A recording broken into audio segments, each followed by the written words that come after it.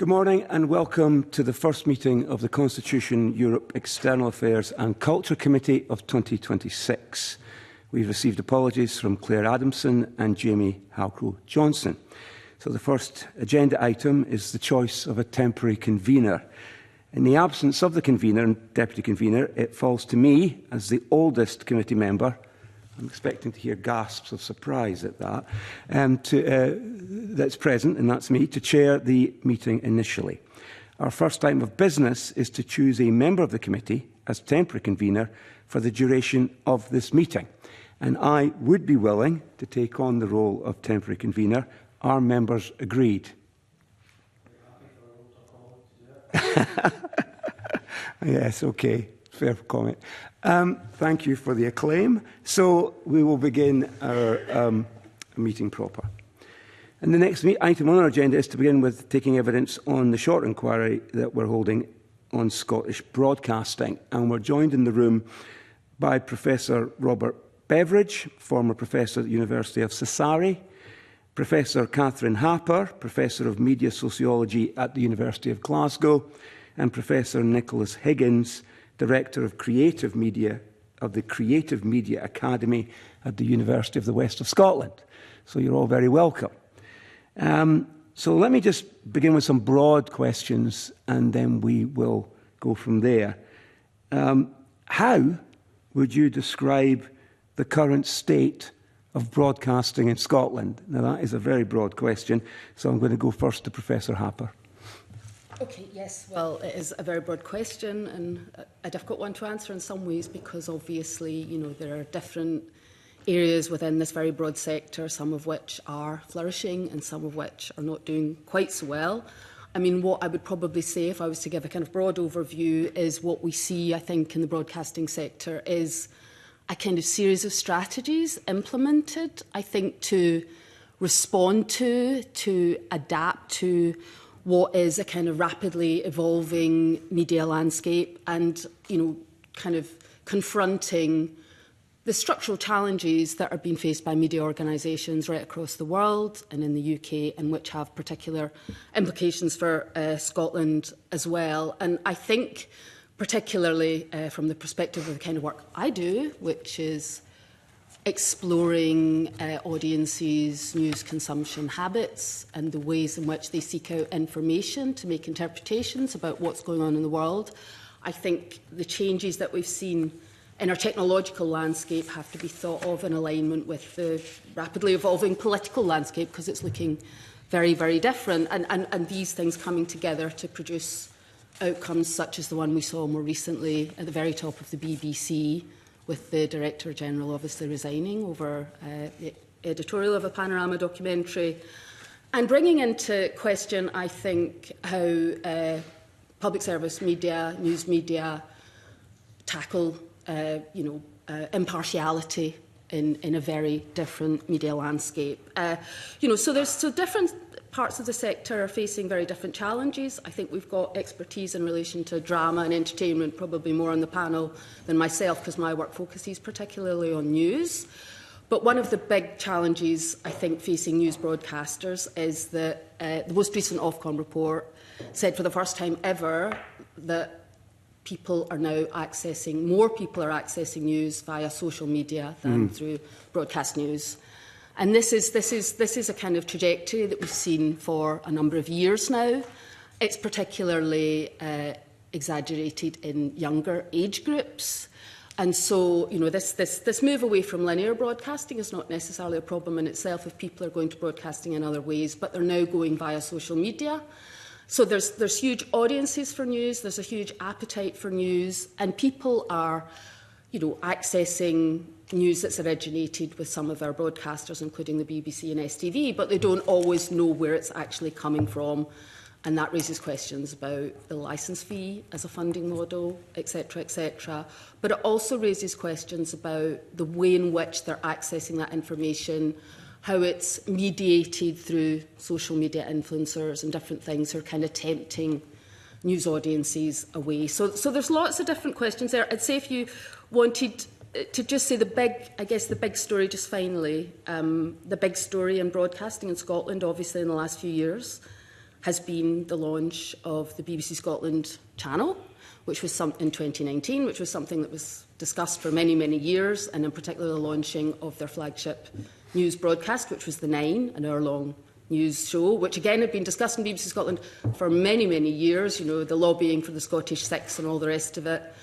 And of course, last year's axing of that programme and the great loss that is to Scottish broadcasting, because we don't have... I think there are a number of reasons for the failures of The Nine, which really translate into, you know, low audience figures, and partly it's a very, very difficult time to launch a new news broadcast when audiences to news broadcasts are dwindling anyway. But there's also questions about visibility, where the channel sits in the electronic programme guide, for example. But I do think, you know, if you think that, I guess, devolution was one of the most important constitutional changes in the last 100 years in the UK, we were finally catching up with the Scotland channel coming from the BBC, and unfortunately the audiences are so low, it's not fulfilling its role in terms of public service media, in terms of bringing in those audiences to Scottish stories, you know, Scottish experts, hearing from Scottish voices, but also, of course, fostering the talent of the next generation of Scottish journalists. So I think if I was to give an overview, I think that's the kind of story of decline that needs quite urgent intervention, actually. So I'll leave it there. I know we'll go into more detail on some of these things. Yeah, so you've given us a number of thoughts here, but let's hear from the other panellists, and then we'll come back to some of the things that you've said. I'm sure we're going to hear other interesting and provocative things from Professor Beveridge. Thank you very much. I agree with everything that Catherine said, but you won't be surprised by that. But where I'm coming from, I think, is asking the question, which is, how do we ensure that we get Scottish stories, not just Scottish scenery on screens? And I'm also very concerned about how this Parliament can ensure the best deal for viewers and listeners in the forthcoming processes of BBC Charter review. Professor Beveridge, what are you saying then about the state of Scottish broadcasting currently? Can you give us that overview that leads you to those conclusions? The overview. It's pretty much, well, if you read the recommendation which I've made, you will see that I think we're living in a Groundhog Day situation. Scotland has always been seen as a region and not as a nation. And because of that, and in particular in the context of the BBC, I don't think that viewers and listeners get a good deal out of the current public service broadcasting settlement in Scotland. Having said that, I would like to commend the BBC for showing Culloden, for example, on Tuesday night. And I hope they show that around the anniversary of the battle. And I would also like to commend Nick Robinson this morning for being on Today and being broadcasting from Edinburgh and giving due attention to the Scottish parliamentary elections. But the very fact that I have to say this is unusual, I think does demonstrate the importance and the validity of research by Professor Stephen Cushion at Cardiff University, where his research shows that the broadcasting settlement in the UK really doesn't enable the nations of the UK to properly understand each other. I hope that helps to answer some of the question. Yes, thank you for that. Professor Higgins. Well, I think it's clear that the business models for all broadcasters are currently challenged and up for debate at this particular moment. The drop-off in linear television is something that they have to adapt to, and they have to adapt to the sort of online audiences and the loss of audiences. For production companies, this has had a consequence in terms of the lessening of commissions, the lowering of budgets, which in turn has a knock-on effect on the freelancers, who are the majority of the people that work in the TV industry in Scotland. So right now, overall, I would say it's in a precarious state. There is, leaving news aside, which raises questions around trust, which is very clearly in the Green Paper that's been put out around the Charter. There's also questions of trust around the models of Ofcom and outside the M25 production targets that are put out.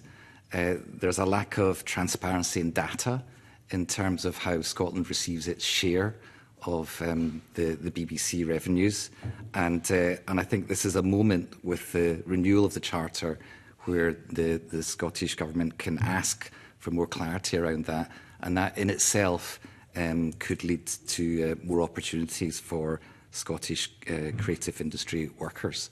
So I think it's a tricky time. I think it's a tricky time for everyone that works in broadcasting, but I do also think there is a real opportunity here to sort of try and get better out of our Scottish broadcasters. Could I add that over the last year, Scottish Television's share price has gone down by 50%, and my understanding is that it's only now worth around £55 million, and therefore it could be subject to a takeover by another company, and if ITV is bought up by Comcast, we could end up with having STV owned by an American company.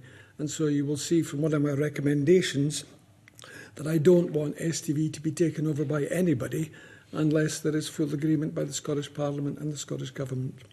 Right.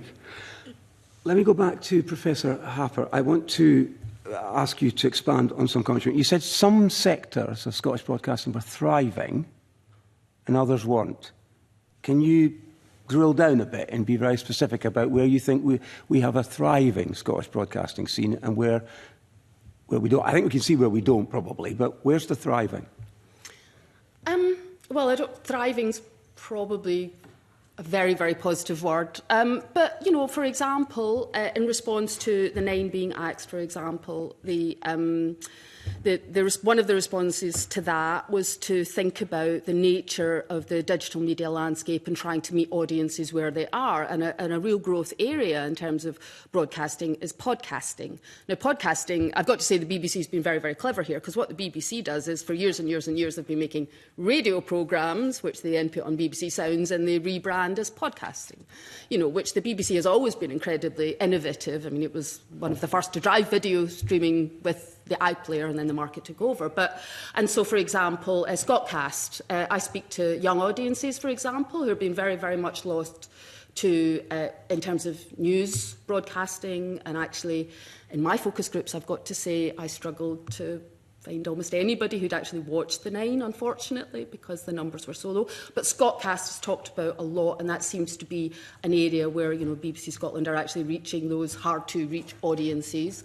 I think there have been some successes in drama again, and obviously the Traitors, we might want to discuss whether we see that as a success in terms of Scottish production, because that's obviously controversial in terms of whether teams from London or teams from elsewhere are kind of brought in to Scottish locations. But it does also create work for, you know, for runners, for researchers, for camera people, for sound. So there's something to be said there, you know, and it also brings locations in Scotland to a broader audience. So there are some examples of successes, and I think I was talking about the strategies that broadcasters have engaged in to try to sort of meet audiences where they are, and there are some successes.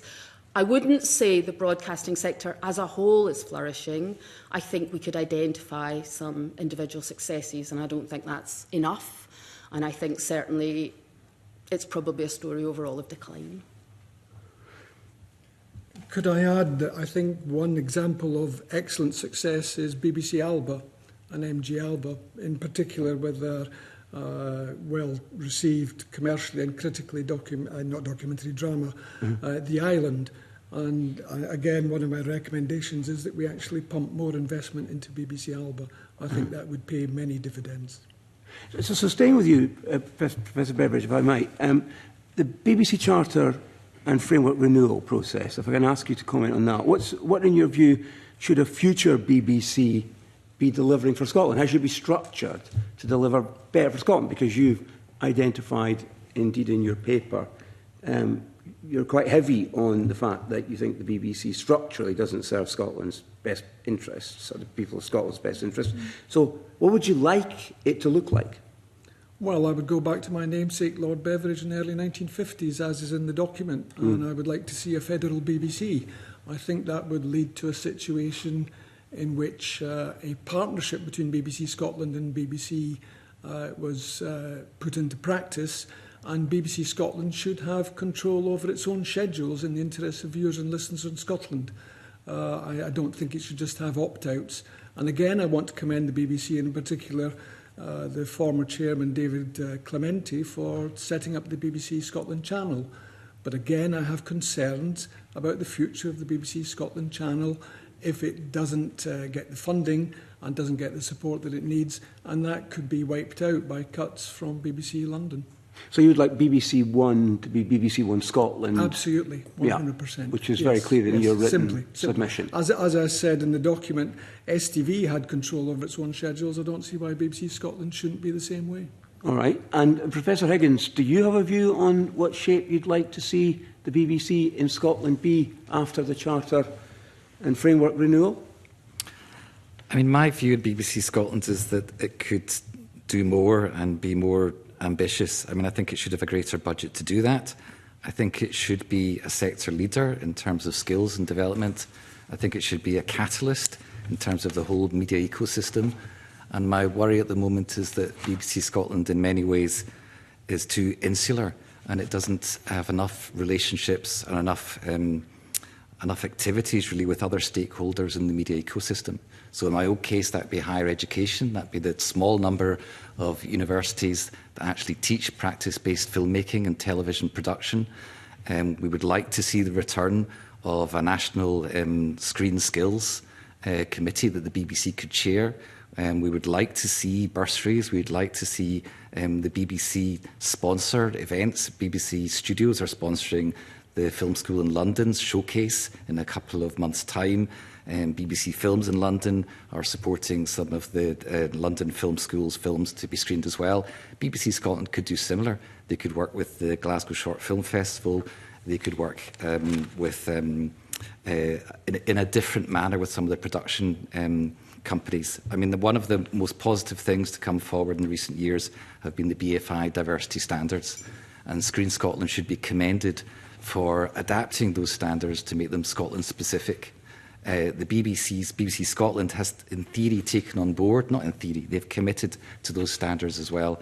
But I come from a very particular institution where our students have a very particular profile. Many of them the first in their generation to go to university. At least a third of them come from SIMD 20 backgrounds. And you know, this is an area that in the new diversity standards has been put forward in Scotland as an area that should in some sense be seen as an equivalent to a protected characteristic. We have incredibly successful filmmakers who get BAFTA nominations, win RTS awards.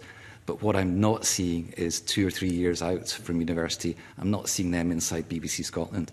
I'm not seeing them giving a pathway as talent into that institution. And I think we're missing a trick with that. It's not just my institution, Edinburgh Napier, the Conservatoire, UHI, Glasgow Caledonian. We have all invested, so has the Scottish Funding Council, in training talent, you know, with real skills for television production. And we're just not seeing enough of those stepping stones into who, you know, basically the biggest employer and the biggest commissioner in the Scottish screen ecosystem, BBC Scotland. So I'd like the to see more. BBC's presence in our universities and colleges, you're saying is minimal or non-existent, or? I wouldn't say it's non-existent. I'd say it's ad hoc. They're extremely welcome, and there are very many great colleagues in the BBC who come in, do talks and take part. We have a module on television formats. They're involved with that as well. But it's ad hoc. I'd like to see with the old creative skill set structure, there was a formal commitment. They chaired that board. They brought together all the stakeholders from the production companies, post-production, as well as the relevant accredited courses in Scotland. And it was just an interface and a mechanism to share opportunities and to get feedback. And this interface and that mechanism currently doesn't exist. So whilst there's lots of good things happening at an individual level, there's insufficient amounts happening at a formal level. And so a lack of strategy, a deliberate strategy as such. Well, I'd say it's dropped off, yes. Okay, if there was anything at all, it's wilted. Yes. Right, okay, and I'm going to come to Professor Harper, because the same question I asked Professor Beveridge and Professor Higgins, I'd also like to hear you on the BBC and anything else you want to say. Yeah, I mean, returning to the point about the shape of BBC Scotland, I mean, I have a lot of sympathy with the view that is expressed there, and certainly increased autonomy for BBC Scotland, I think, is a really important aspect of this discussion, which also relates to a really important discussion that's happening in academic and industry circles, which is about the decline in trust in traditional media. So this is again, this decline in trust is something that's been experienced by traditional media, by which I mean TV, radio, newspapers, right across the world, and our research shows one of the ways in which this kind of manifests itself within British audiences and Scottish audiences is through a kind of perception that news broadcasters, public service broadcasters, BBC and the others, are far too close to government and to politicians, and there isn't that independence that is there. And this has a particular character in the Scottish context because there is a kind of historic disaffection with the coverage of the independence referendum and still strong feelings. When you go into focus groups, I'm not suggesting that people are talking about this and that it's absolutely top of mind, but there is, and you'll probably have seen from the Ofcom figures, that actually trust in the BBC in Scotland is lower, and I do think that is a hangover from that period. And really, I think that period also did show a kind of inability of BBC Scotland to be autonomous in its coverage of its own affairs, because a lot of the control came from BBC Network, BBC London, and that was a perception that absolutely was clear to audiences. I mean, sometimes I think perhaps unfairly so, but certainly a perception that, London was calling the shots, that, almost the state line was being followed in respect of the coverage of that debate. And I think the more that BBC Scotland and its journalism can be independent from London, independent from politicians, by which I mean both Westminster and Holyrood, I think that's a really important aspect of rebuilding trust in journalism, which, as I say, in the Glasgow University Media Group submission is impacting particular groups. And what we are in danger of here, I think if you look at the figures, is a kind of two-tier system of accessing news content from broadcasters, because older age groups, more educated, higher income groups are those groups who are consuming the BBC, continuing to consume BBC broadcast news, and younger groups and actually lower income groups. And again, this was something that was highlighted in the most recent digital survey from the Reuters Institute at Oxford University, was that the BBC is not serving underprivileged groups quite so well. And I would say our research kind of puts flesh on the bones. The research we do at the Glasgow University Media Group and with media audiences really kind of puts some flesh on the bones of that, the ways in which the perception, as I say, of this agenda that flows from governments, from politicians, through to journalists, a very narrow agenda, not really engaging with the issues that the public really care about, asking a very narrow set of questions of politicians. And it maybe feels like you're being very, very scrutinised as MPs and MSPs, but it's a very narrow agenda that's in place in terms of that scrutiny. And that is the way audiences, who now, of course, have a whole range of alternatives to go to, see it. So there's some work to be done there, I think, to kind of rebuild that, what does independence mean for the BBC and for its journalism? And isn't there some resentment, though, to the concept of the TV licence? I mean, particularly among younger people. I mean, an absolute refusal to pay the TV licence is not an uncommon response that I discover talking to younger voters. They're really not interested in the idea of being taxed to watch TV. It's not really a refusal. They just do not think that that is something they will ever, ever, ever purchase. They just don't see it like that. I think if you speak to young people, most of them don't, very, very few have a TV licence. They think it's something that their parents' generation had. And also, they think it's a TV licence. And they'll say, well, I never watch linear TV, or they won't even use that term, but I don't watch TV as it goes out live, so why would I need a TV licence? And really a lack of... So there's a branding problem here with the licence fee in terms of TV licence, but also a sense that if I'm going via these side door routes, even if I'm ending up with BBC content, I don't need to pay for that. There is a real problem here. I mean, I've got to say, I know it's a really politically contentious kind of view to hold. That this is the place for that kind of view. Okay. So. I think that the licence fee does have to be looked at now. And I think the reason it's contentious is because once upon a time it would be political opponents of the BBC who would say, get rid of the licence fee, and what they actually mean is get rid of the BBC. Yeah. But what I'm seeing more recently, and in preparation for this meeting, I've read quite a few of the briefings that are going forward for the Westminster deliberations on this. And there is a real strong recommendation now to move away from the licence fee structure because it is delivering reduced revenue. It's an unpopular funding model and it's regressive. And what we've seen in countries right across Europe, such as Germany and Denmark in the last 3 years, after 100 years of a kind of licence fee model, have moved to either general taxation to fund media or household levies. Because the license, and it is politically contentious. What do you mean? So a kind of a dedicated tax, that a universal kind of flat tax that all households pay for media, for public service media. So it's quite a different way of looking at it. And there are different models coming into play, but certainly the licence fee, I think, now is not something that's going to sustain public service media in the longer term. And I think that I was very surprised, actually. I read one of the briefings by Georgina Bourne, who, I don't know if you know, but is a great historian of the BBC.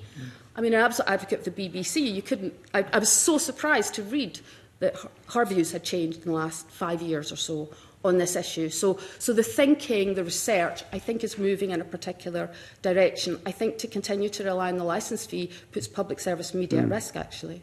Okay, that's very interesting. George Adam. Thank you, Gavina, and good morning, everyone.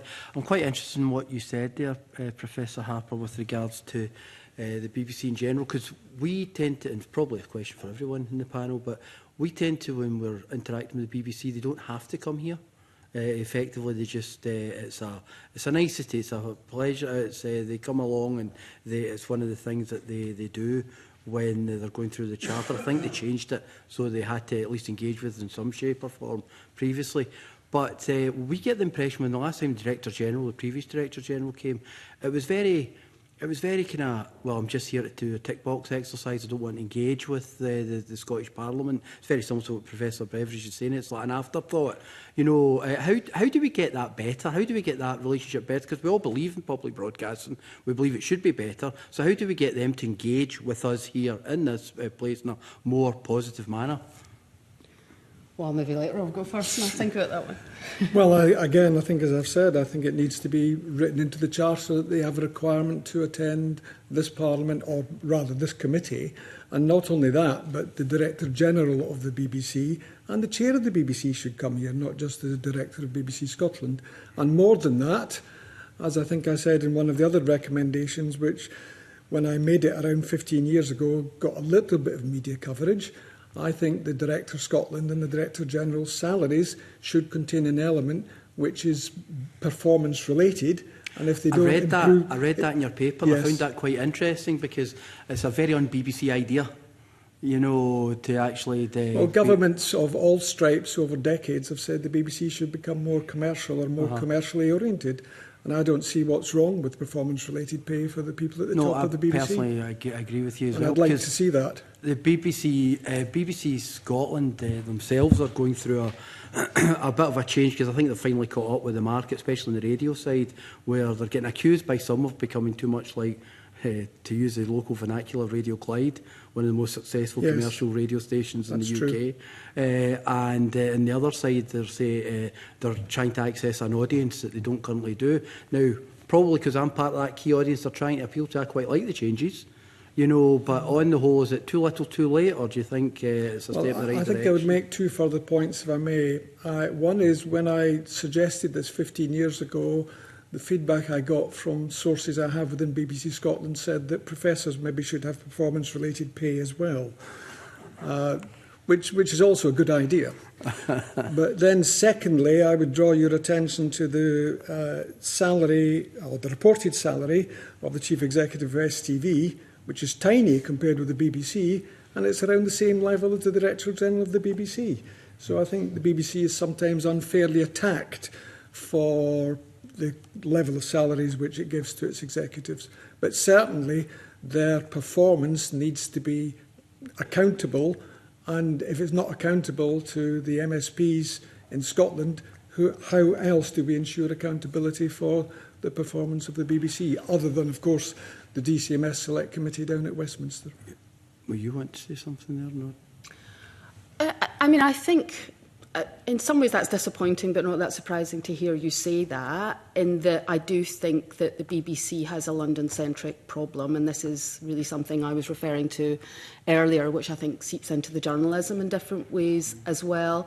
I worked previously, before I did the job I'm doing now at BBC Scotland, and actually worked as an audience researcher in the strategy team, and we spent years and years and years preparing all the documentation for the next charter renewal, which was many, many years in advance of, we literally would devote an awful lot of resource and energy to doing that. But I can see now from what you've said that when I think about it, a lot of that was focused on, persuading the government in London that we were doing the job, and engaging, of course, with our strategy team in London, who would then engage with, and there are separate hearings obviously going on in London. So anything that could be, as you say, Robert, written into the settlement, I guess, into the Charter renewal, about actually engaging with the politics and the teams here, rather than them being a bit of an afterthought, the nations and regions, and Scotland being one of the nations and regions, I think would be a really, really positive move. It does feel as if it's interesting because the deliberations are going on in Westminster, I think, from now to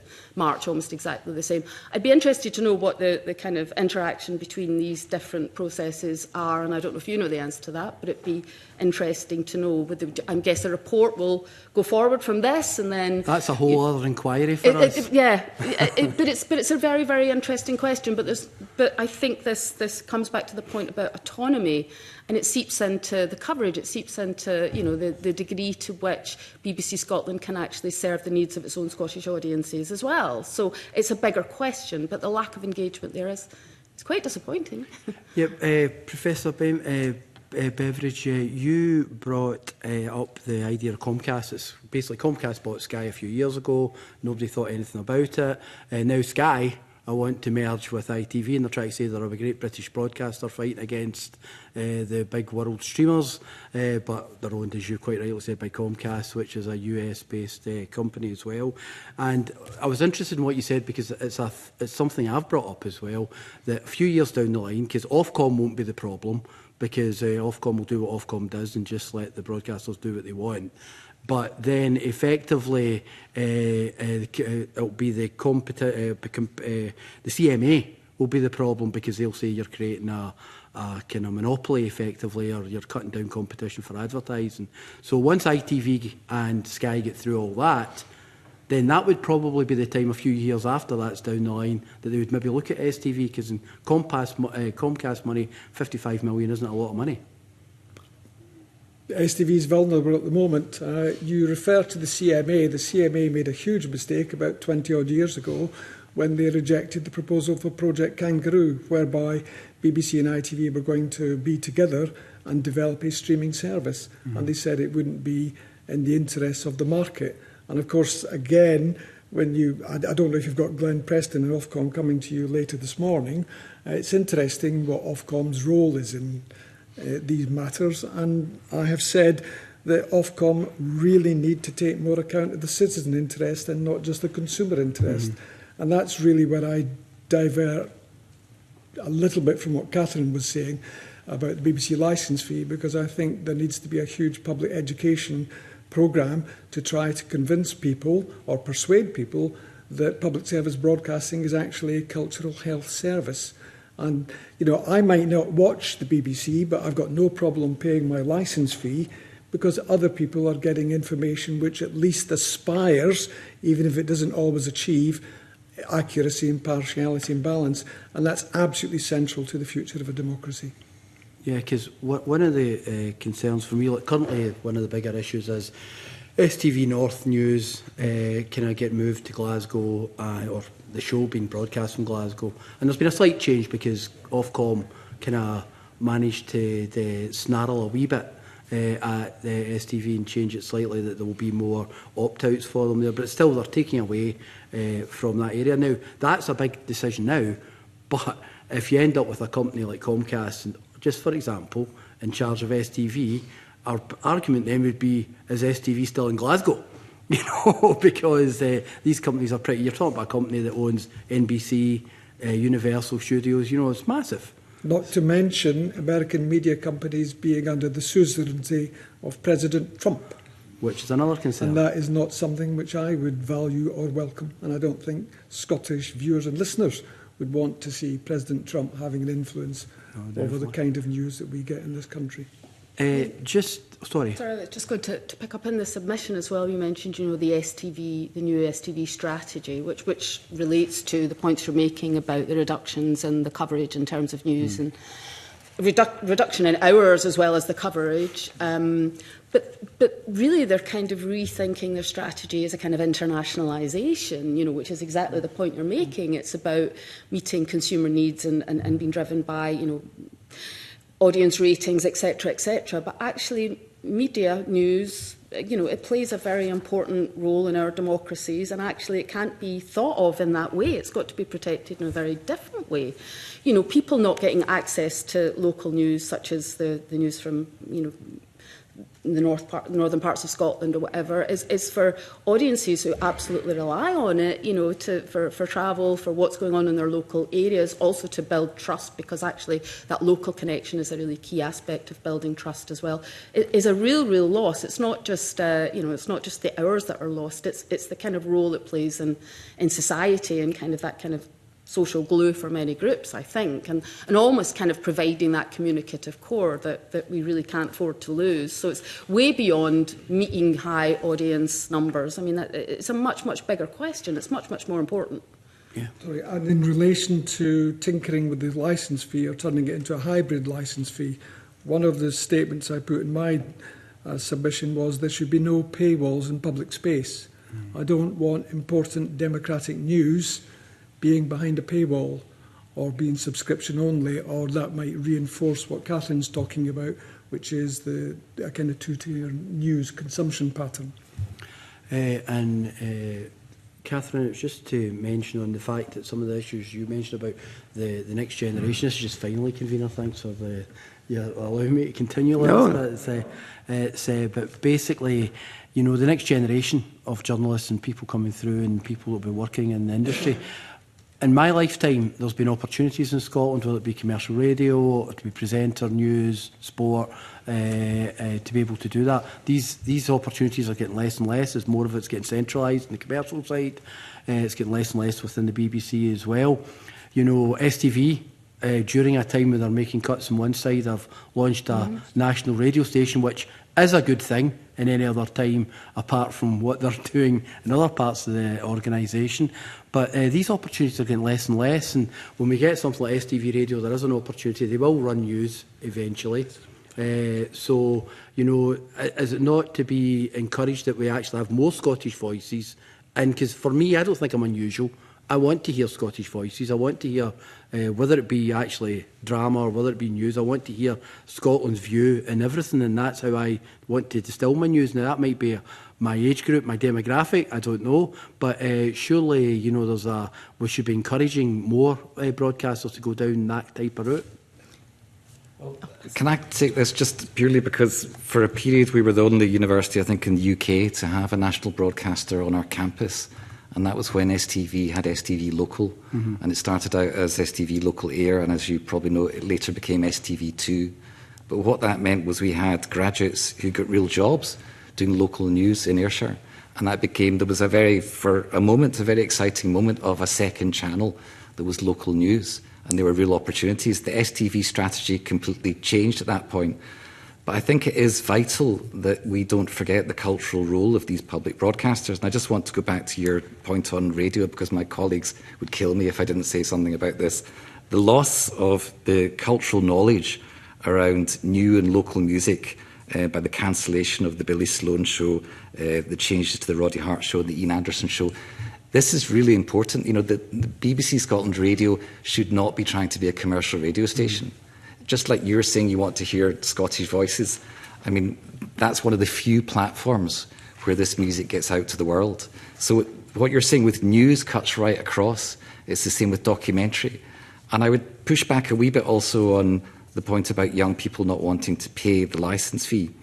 Young people will go to the cinema and pay £8 to see a really good film, a good Scottish film. And so, you know, that's not dissimilar to what the monthly sort of price might be for the licensing commission. So it's about the quality that's on our channel And then more than the quality, it's about the discoverability of that quality. So the great lesson from the traitors, putting aside whether or not they gamed the system in terms of the Scottish numbers, was that people were watching that, and they were watching it because it was being promoted on TikTok and across a variety of social media.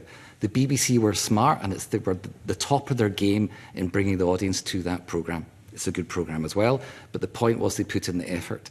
BBC Scotland does not do enough to flag the quality that they already have. They already do have some great programmes. Disclosure is a great sort of example of that, factual television. But we also, as I put in my own sort of report, we excel in really quality documentaries. 2 of documentaries at one of the Sheffield Documentary Film Festival last year have got no broadcast in Scotland. Now, people go to the cinema to pay that money. Would they not watch that on television? They would if they knew it was there. So a lot of what I have to say is about people playing this game better. I think the BBC are learning, but they need operationally to have crews that, you know, distribute and market their own products and changing the diversity of what they put on the screen and on the radio. George, I think Neil wants to ask a supplementary, and then we'll come back to you. Neil.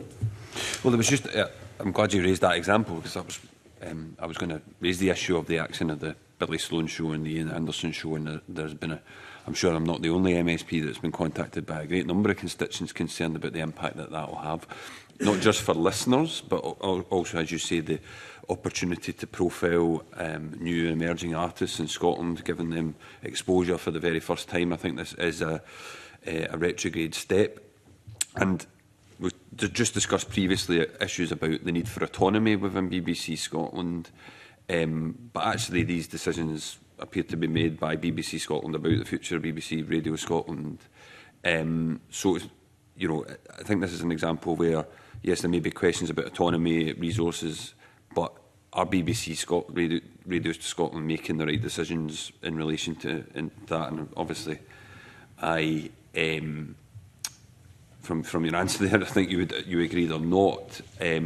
But, you know, clearly there isn't just issues about autonomy. There are issues about decisions being made on programming within Scotland. Yes, I mean, I would say it goes as far as cultural knowledge. The worry is that if you have playlists and playlists that play to an algorithm, then in some sense we're not public service broadcasters anymore, are we? We have to respond to the locality of our audience. And sometimes that means bringing them, and it should mean bringing them new music or new programmes, new styles. I mean, I think the BBC has to embrace diversity the whole way down. There has to be a diversity in form, a diversity in programming, and a diversity in the people who make those programmes. And that, I don't think, has been embraced enough. And it's for cost reasons. I mean, obviously, it is much cheaper to put on a playlist than it is to employ a researcher to go out to gigs 3 nights a week and to bring back new music. It's much cheaper. But does that benefit, you know, our culture? I don't think it does at all. And obviously music is something that Scotland does particularly well and goes out to the rest of the world. So that again points to the role of the BBC being a local and cultural catalyst. And I think they need to embrace that role far more than they currently are. Do you? Yeah, it was just to continue, because never one to say that Billy Sloan should not be on airwaves, because I've been listening to him since his days in Clyde as well, you know. But that's the kind of argument I was making. I wasn't just talking from the point of view of news broadcasters and obviously those involved, but actually new bands, new music, you know, culturally. And what is Scotland? What is the kind of various parts of Scotland? We're losing part of that when we lose these shows, are we not? We are, and I mean, I'm with all those. As you'll be aware, there's been quite a large petition, and it's interesting to hear Neil Bibby say that he's been receiving. I mean, people feel passionately about music, and it's part of, and this is why it's important to see things as an ecosystem and not to see the BBC as just one institution that looks after its own affairs. It has these cultural relations right across everything we do in Scotland. And so I think that needs to be far more clearly in the remit, and I think it needs to be far more clearly in the programming.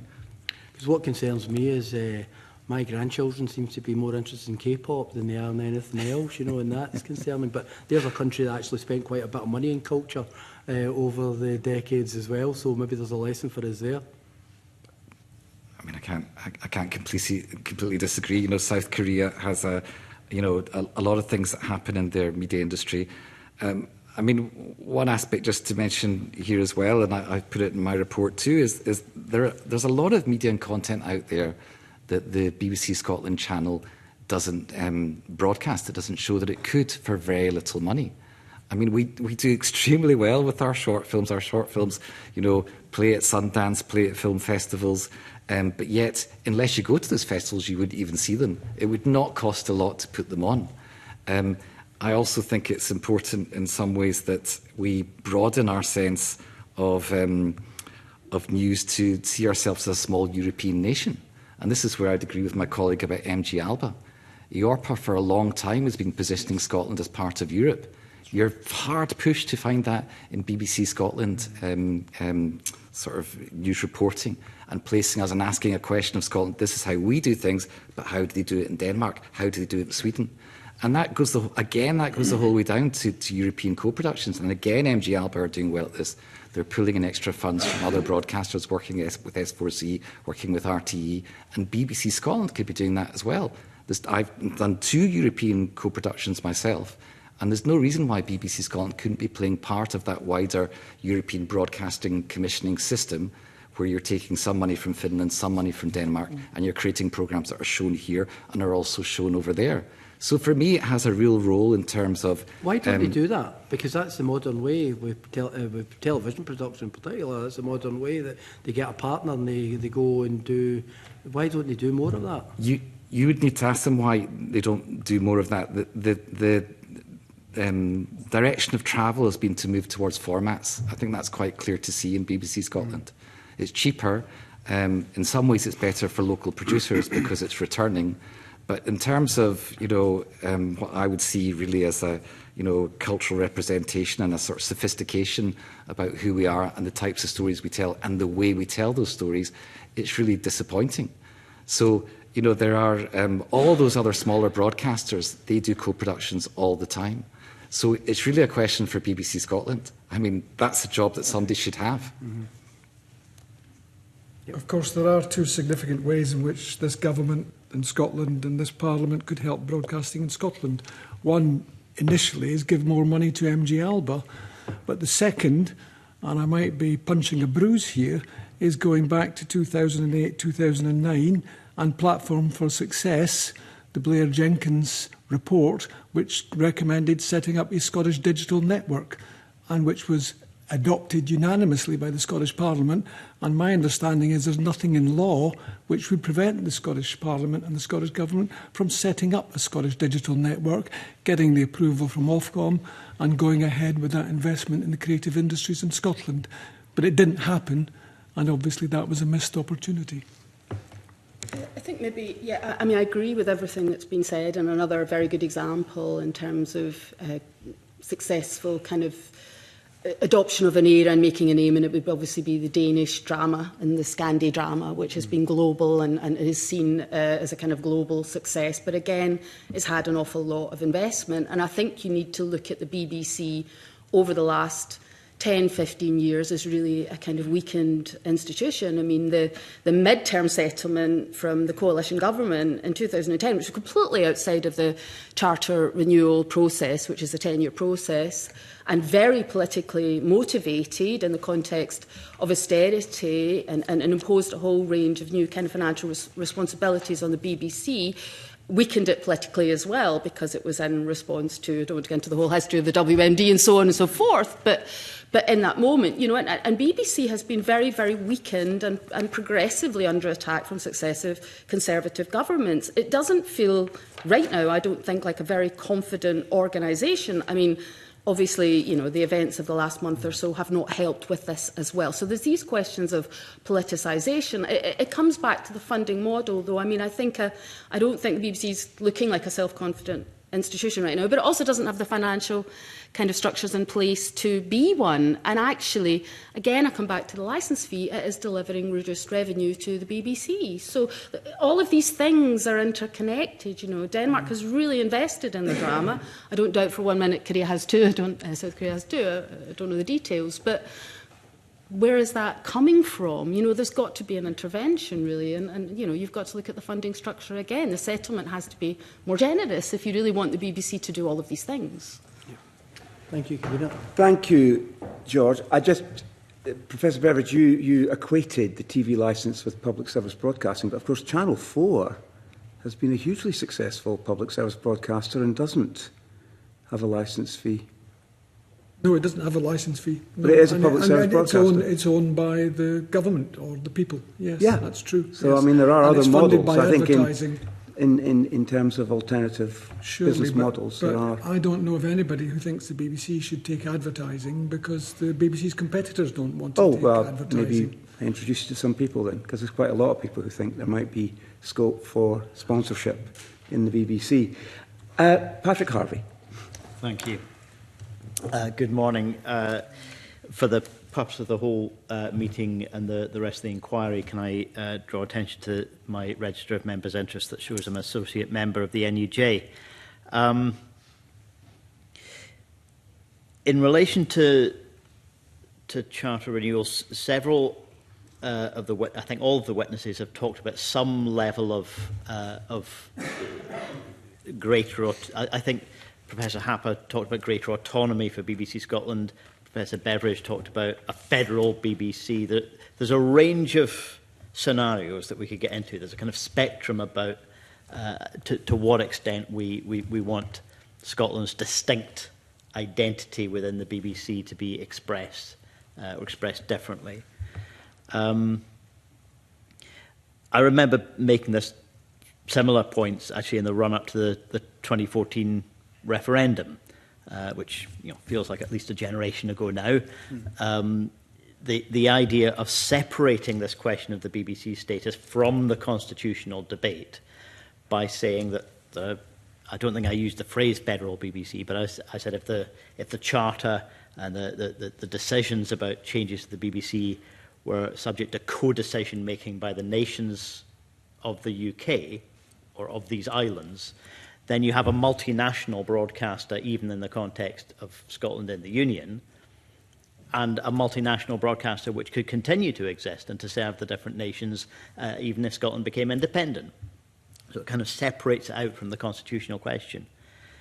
But if we were to go down this route of whether it's some level of greater autonomy, whether it's a federal BBC, doesn't it also require a change to the Scottish Parliament's role in relation to media regulation more widely? Could we have a federal BBC with Ofcom's responsibilities still being entirely reserved, for example? Doesn't there need to be a wider debate than just the BBC about the role that Scotland would have, or Scotland's governance would have, in shaping that media landscape? It's a well-made point. When Ofcom was set up, initially they had people at the top on the board who were described as partners, and there was none of the traditional policy of having a representative of Scotland, Wales, Northern Ireland and England on the main Ofcom board. And over the last decade they've changed that, but I agree entirely with you. Ofcom should take its responsibilities more seriously, and as I think again I said in my document, I would like to see on the BBC board, and now I think about it, the Ofcom board as well, at least 2 members to represent Scotland, one to represent, if you like, mainland Scotland, and the other to represent the Gaeltacht, so there's enough attention to inclusion and diversity and getting a range of voices.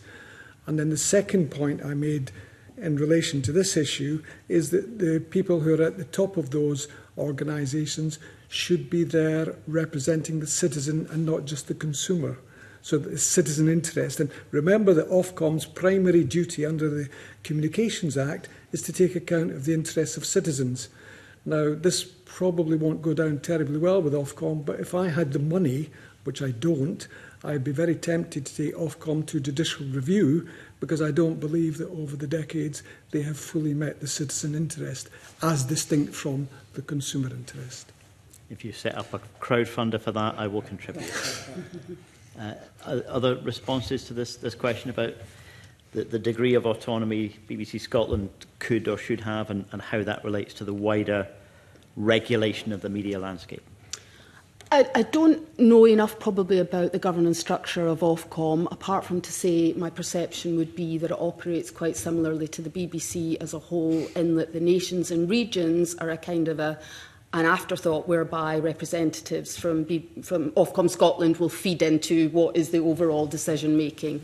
And actually, but I do think the discussion raises some really interesting questions about the BBC governance, which I know is sort of slightly coming backwards, but in terms of some of the recent controversy around the BBC is about the political appointees to the BBC board and the governance structure. And I think in all of the submissions I've read so far, we've talked about that. But actually, of course, the political appointments are made on the basis of Westminster politics. I don't know the degree to which MSPs are consulted and asked whether they want to make recommendations to sit on the BBC board. I think I can guess the answer to that.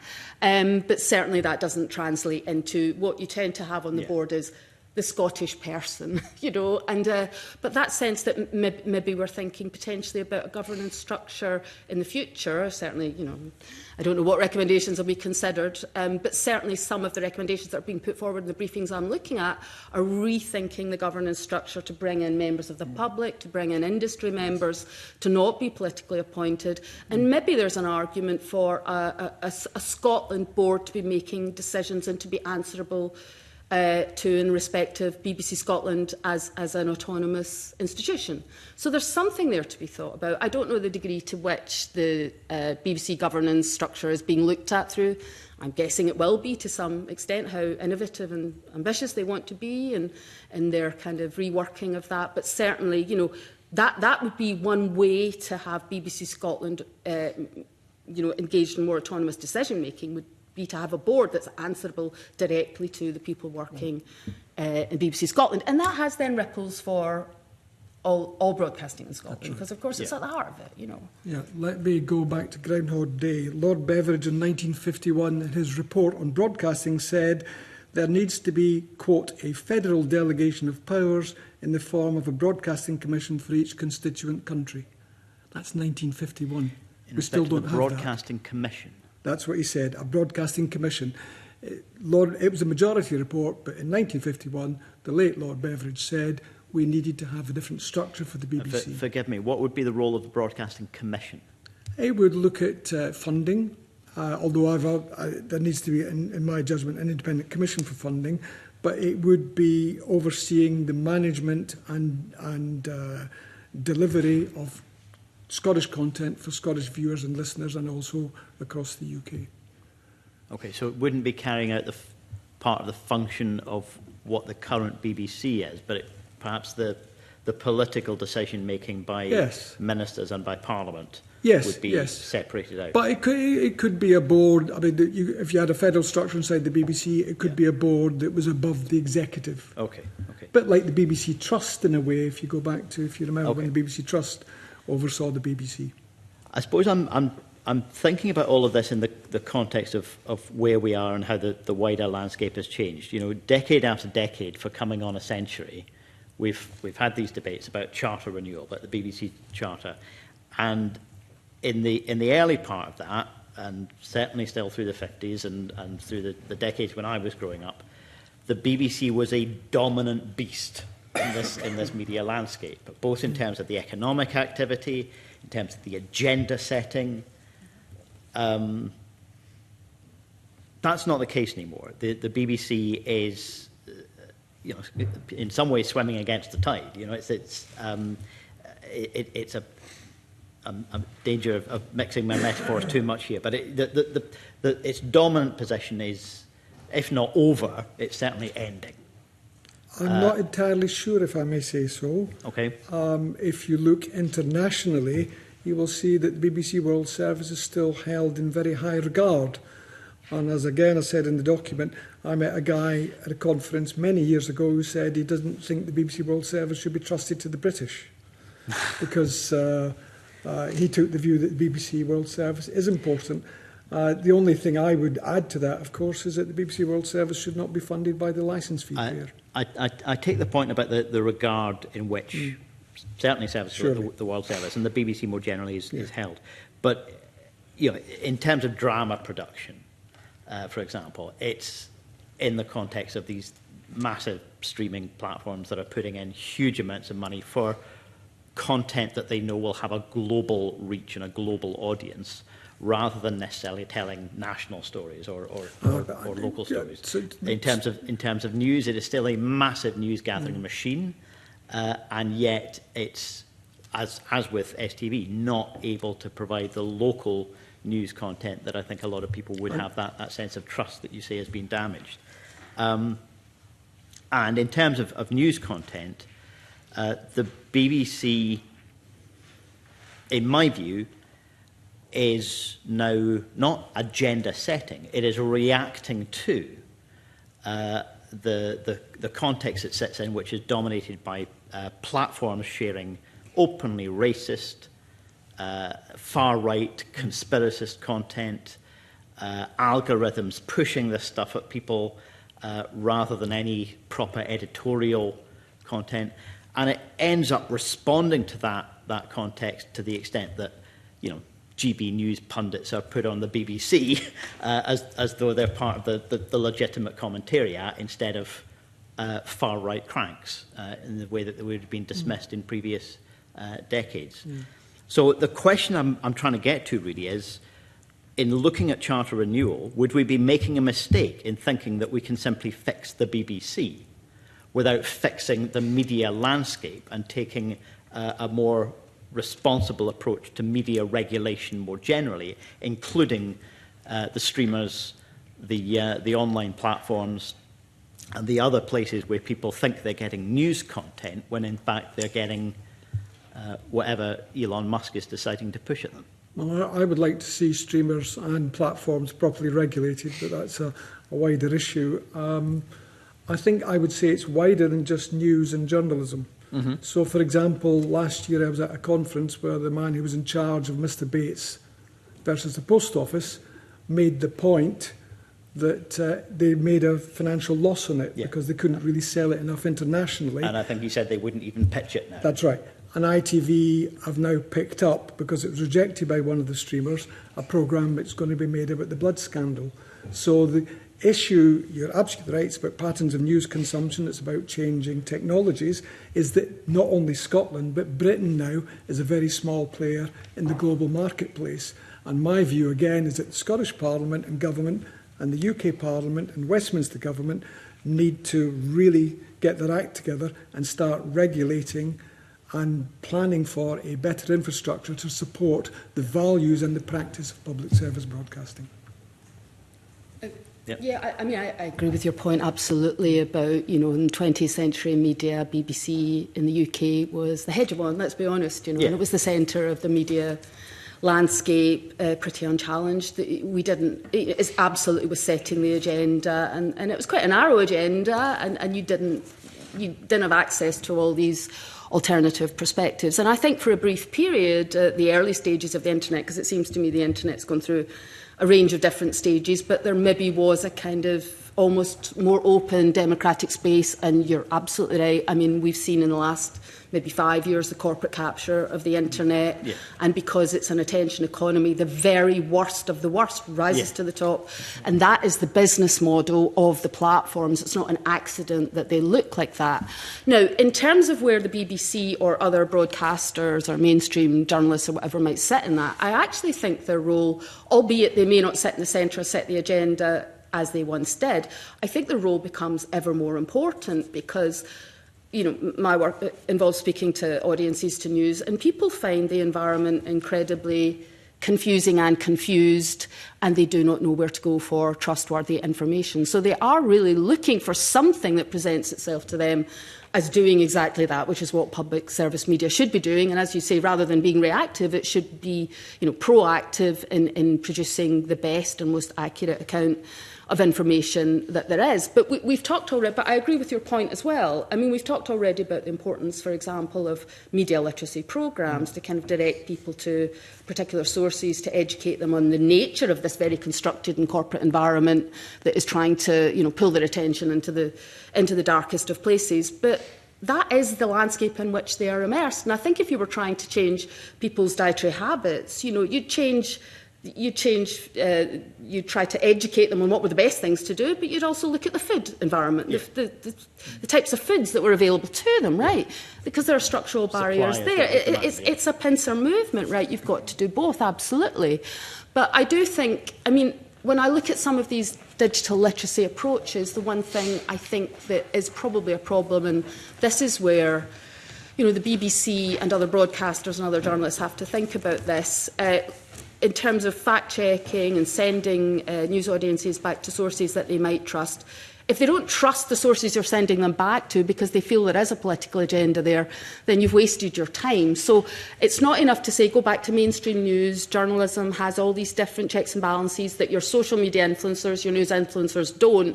They've got to believe that it's serving their interests. So news has to adapt politically to a changed environment as much as it has to adapt to a changed technological environment. But I agree completely with the point.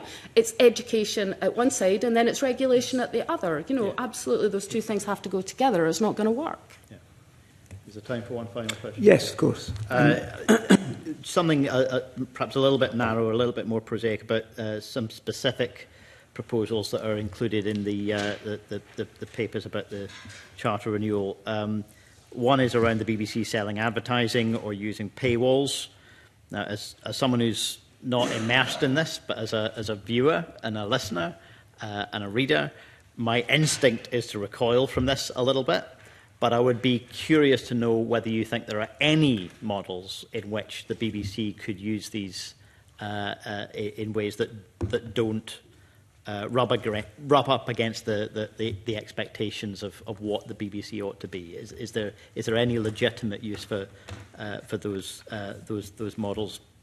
And also the proposal to include in the BBC's remit a responsibility to promote economic growth. Now, in relation to its generation of content and skills and investment in capacity, there might be an argument for giving the BBC an economic remit. But is there a danger that that feeds over into its content, into its editorial choices, rather than merely being seen as how it creates and stimulates economic activity in broadcasting? Well, these are good questions. I think it's likely that the BBC might go down a road of charging for archive content. If I was asked to place a bet, they would actually put that behind a paywall. Whether that's good or bad is another matter. I've already downloaded the classic era Doctor Who, so I'm safe on that. And then in relation to bleeding into the content, I'm not sure that would happen. I don't have a problem with the BBC being asked to contribute to economic growth and spread the licence fee out, expenditure right across the United Kingdom, not just have it within the M25. They've been making a lot of progress on that in previous years, but they just need to emphasise and develop that. You think that can be defined in a way that restricts it to the BBC's economic activity rather than how it affects because it's about issues around economic growth in its content? It's about jobs. It's about jobs, okay. Not just representation. Okay. Yeah. Any other views on those? Well, I mean, I think it's a question of quality to a certain extent in terms of the economic model. You know, the BBC sells its programmes internationally and through BBC Studios, and it does well from that. And the better those programmes are, the more they'll sell. I'm quite against any sort of fee within the UK itself. I think internationally people could pay a subscription for the BBC. But I think, like my colleague said, I think it is like a universal health service. I think we were just talking about media literacy, and it is absolutely vital that the BBC holds on to that credibility. So the BBC has entered into our children's lives with BBC Bite Size and other forms of content from a really early age. That's a good thing, to my mind. What they then need to do is go even further in the curriculum, which is difficult for them to do, I have to say. There's very few media studies teachers in Scotland at all. I think it's great that Screen Scotland have supported filmmaking coming into the curriculum. But alongside that filmmaking, which has been proposed as an expressive art, there needs to be an understanding of media literacy. And in that sense, the understanding of how media can be manipulated. But the BBC should be involved in that again. So at each opportunity, as I say, in the educational journey of young people into young adults, the BBC should be present as the honest broker. And if that means them having to be taken into account for times when they make mistakes, and they will make mistakes, that's fine. But nobody else plays that role. And I don't see anyone else being able to play that role. Yeah. And as far as the streamers go, the streamers should be paying a levy. You know, they come here and they make high-end television. It's great. There's money that comes in. However, they then leave again, and you know, and so it's feast or famine for people often in the industry. But they should be putting a levy back in for indigenous productions. Another point in terms of regulation and the sort of media hellscape you're talking about in terms of Twitter and the kind of Nazi bar, as one of my colleagues refers to it, that's turned into. I mean, this, and I hate to say it, is we've lost some strength in not being part of Europe in the same way, because you require the European bloc for that kind of regulation. This goes beyond any one individual country, and we have weakened our hand by not being involved in that. And the UK, and if Scotland can, but the UK should be trying to get back involved with that form of regulation. So, yeah, there's a number of elements. You put your finger on these tensions, but the BBC, I think, has to hold its ground. It cannot capitulate to becoming the same as the commercial operators, because that's not its remit, neither should it be. And just to sort of say one point, because it's not really very present in the Green Paper around governance, but it really opens with a very clear statement around the BBC's role to tell a nation's story. I think it's really important that that is challenged, and is to tell several nations' stories in the plural. And that should be embedded at the very heart. We are a country of nations, a union of nations. Yeah. And that can then follow through to the other positive things they are doing in trying to disperse where that money is spent in new centres starting in Birmingham, etc., etc. But that also has to be built into the culture of the whole organisation. Thank you. Thank you. Oh, sorry. Oh, sorry. I was just going to quickly pick up on next point about younger audiences as well, and the potential role for the BBC if it isn't perhaps playing, you know, the agenda-setting role absolutely at the heart of things as it was. I think this has to be seen, and it relates to the point about regulation as well. It should be seen in a global context of discussion about the banning of social media for young people and the real moves to take younger audiences or younger social media users away from a reliance on those kinds of sources and away from that horrible landscape as you described it. And I actually was listening, and I wish I'd caught it, it was on Radio 4 the other day there, a discussion about a new survey looking into Generation Alpha, which is the under-15s. And basically, they've done a lot of work with the under-15s who are now actually turning away from the digital landscape and reinvesting trust in parents, teachers, and kind of carers and all sorts of people within the community, because they have just given up on this. They don't know who to trust. They're so confused. They don't like it. And of course, every generation reacts against the previous one, which was Gen Z, who are so immersed in this and all the damaging impacts that has had. So I think there's lots of discussions. And for me, in the context of all of those discussions, the BBC should be moving into that space, absolutely, because this is where a public service media provider can play a really, really crucial role, talking to audiences at that very early stage. But actually, maybe there is, I think there's a kind of phenomena coming through in my focus groups. It's not well established yet, but a little bit of, actually, I don't really trust the BBC, and some of the groups that don't trust the BBC, but everything else is so terrible, I'm going to go there anyway, because people are just finding it so difficult to navigate this digital media landscape. And AI, which we've not mentioned too much about, but I'm sure you'll hear more about as you go through the consultation, you know, is going to ramp this up. Absolutely. I mean, you've probably read examples of, you know, deep fakes, of the recent example of the Tory MP, and there was a deep fake, the AI-generated video of saying he was moving to reform, and if something like that released in an election campaign, I mean, it's absolutely disruptive to our democracy, you know, and this is where public service media is more crucial than ever, but there is a bit of work to do to bring people back. But I do think young audiences is a really interesting area of discussion and respective engagement with digital media. It's really interesting. Thank you very much. Apologies to my two colleagues here to my right, because we've only got a few minutes left, but I promised that you'll be the first in the next hour. But first Neil Bibby and then Keith Brown. Well, just briefly, Convener, thank you. I mean, we mentioned the tensions throughout this in terms of what the BBC needs to deal with. Raised the issue earlier of accent radio shows like the Billy Sloan Show and Ian Anderson Show we've seen a decline in licence fee, support for the licence fee and paying the licence fee. There is a danger here. Is there a danger here that the BBC is chasing a younger generation, a younger audience, to the detriment of its loyal listener, viewer, licence fee base? And do you think the BBC is going to get that balance right? Because I've heard loud and clear, I think, Professor Higgins, you talked about the importance of diversity of audience, diversity of programming. But does when BBC is saying we're changing these programmes because we're going after a younger audience, we're modernising, does the BBC know best in terms of the changes that they're making? Obviously, I'd be interested to get the panel's thoughts on that. Whether they think they are making the right choices. I mean, I think the first thing I should just say is I have some sympathy for the BBC's challenge in this regard around audience, and it's the same for all the sort of broadcasters.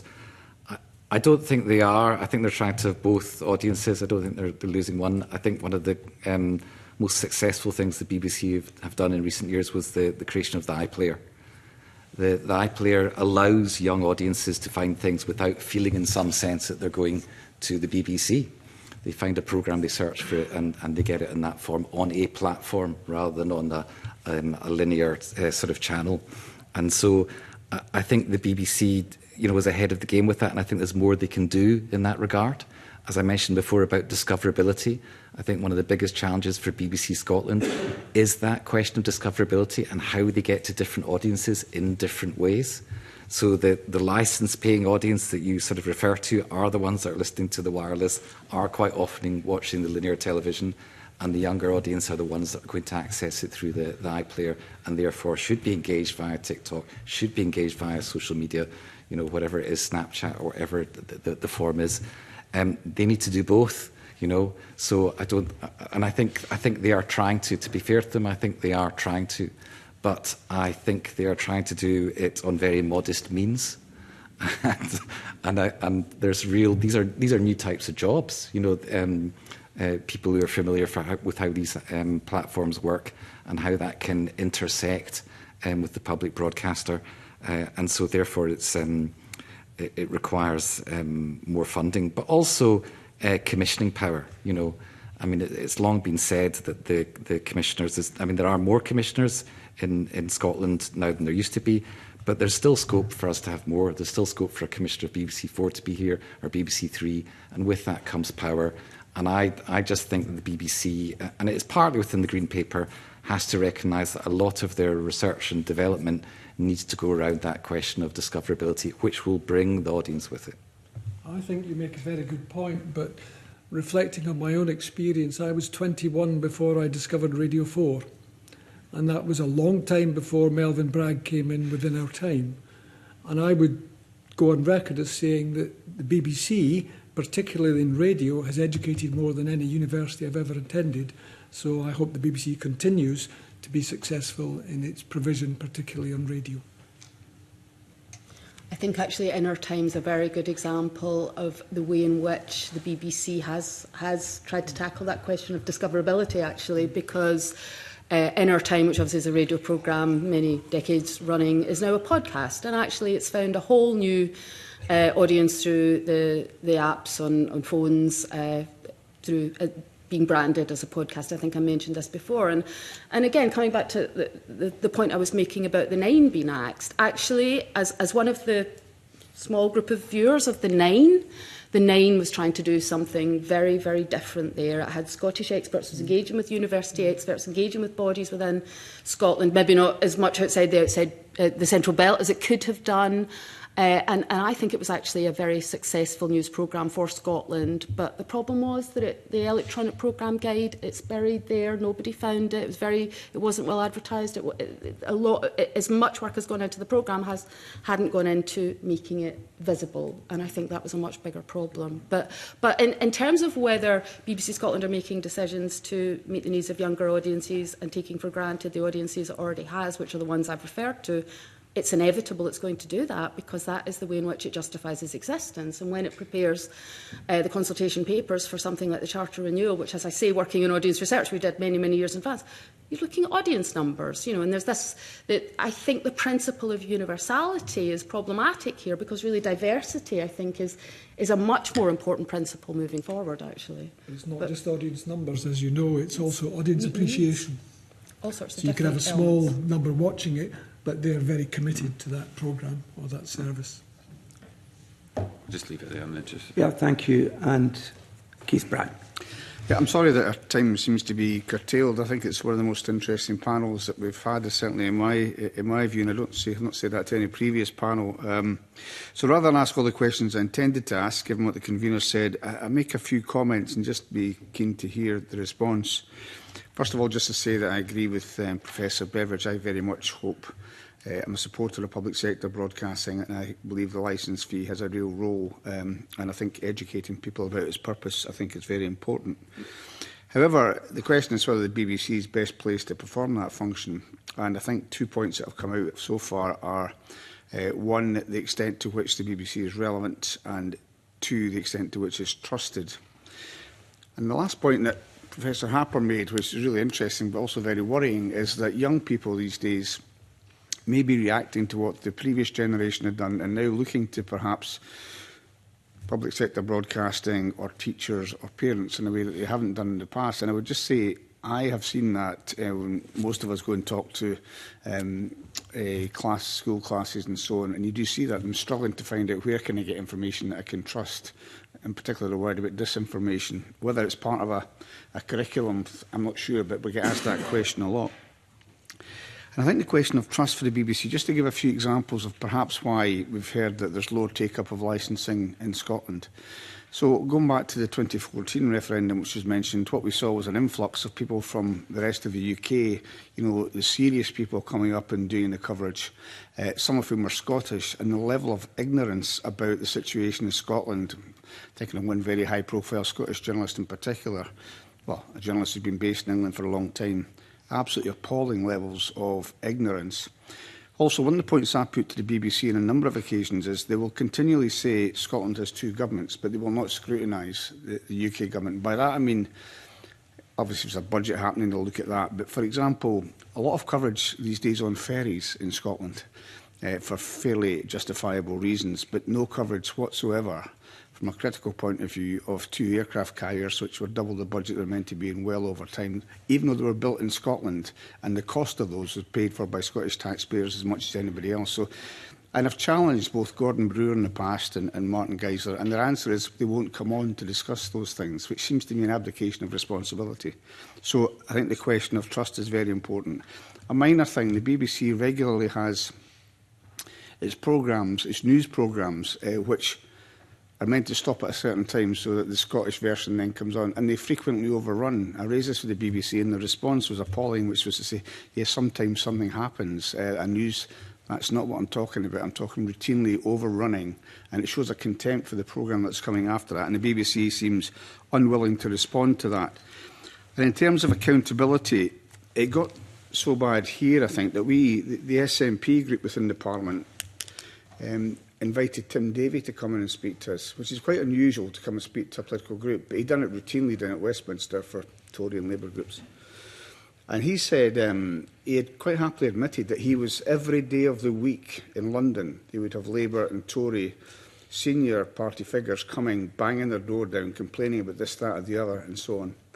Now, that doesn't happen to the same extent in Scotland, and if it did, it wouldn't carry the same weight. So the question of accountability is really important, and I don't think it is accountable in Scotland. And you asked a question, I think, Professor Harper, about the extent to which this Parliament or the government in Scotland is listened to. It's not listened to at all, is my view. There is no real... the big issue, of course, was back when the devolution settlement happened and they made sure broadcasting stayed reserved. There's a reason why they did that, and we've seen that happen over the years. So despite all these things, I think the issue is that, and I'm somebody that really believes in the BBC, always have done, but to some extent this is dancing on the head of a pin, because the first comments that you made were things like the print media. print media, I think, is accessed now by 12% of the population. I think you made the point about YouTube. More people, I don't know if it's more young people or more people generally, well, when they put on the TV, they'll look at YouTube. They won't go to a channel, whether it's BBC or anybody else.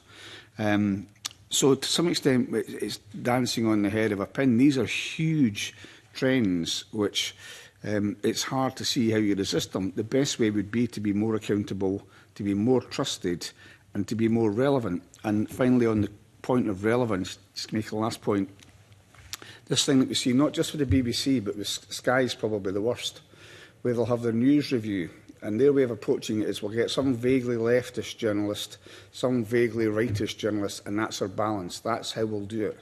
And I've seen a couple of examples recently on Sky where they'll routinely slate the Scottish Government because they know all three of them, including the presenter, Anna Botting would be an example, will happily agree to slate the Scottish Government, no right of reply.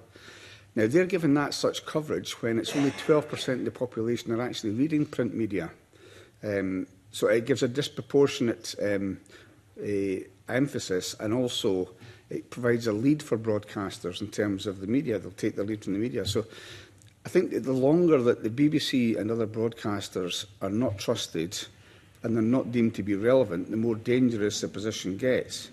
And you made the point, I'll finish on this point because I know I've made a number of points, but you made the point, Professor Harper, that young people might go now more to public sector broadcasters or teachers or parents because, you didn't say it quite this way, but there's nowhere else to go, and that's really dangerous, because when people do that, that's when the complacency gets worse, because they know they can guarantee that people will come to them because of the absence of a better alternative, if you like, which is a really dangerous position to be in. So I suppose my real points are about credibility, accountability, relevance, and the way that it's trusted. And I know the BBC's made attempts through some fact-checking things and so on, but it is now just so London-centric. I think that's driving the disaffection with people in Scotland, especially young people, for public sector broadcasting. So there's a lot in there. Just happy to hear any comments from any of the panel. Stunned. No, I feel like there is a lot there. I almost want to say, go and read my book, please, but but I won't say that. But in terms of, I agree completely with what you've said in terms of, the BBC setting its norms, its practices and its agenda in London, and that kind of filtering down. And I think the recent event at the BBC with the resignation of the Director General, albeit there's a whole discussion about the politicisation of the BBC and the political appointees in that particular. There's a whole discussion to be had, but one of the things that came out of that was this question of what does impartiality look like in the 21st century? And of course, in the 20th century, we had the BBC at the heart of it, and you had, a duopoly in Westminster Parliament. There was Labour crudely representing left, and then you had the Conservatives crudely representing right. And impartiality, or balance, as it's sometimes called, was essentially giving both sides of this. This kind of two-sided story. Now, politics looks very, very different now. I mean, we potentially have Reform replacing the Conservatives as the second biggest party, possibly the first. I mean, who knows what's going to happen? And of course, Scotland opted out of that, a few decades ago, but I don't think that BBC journalism has adapted to those changes very well. And this is one of the reasons why, in terms of defending impartiality or what it actually looked like, I think when Tim Davie was asked about it, he said, well, it's the perception of impartiality.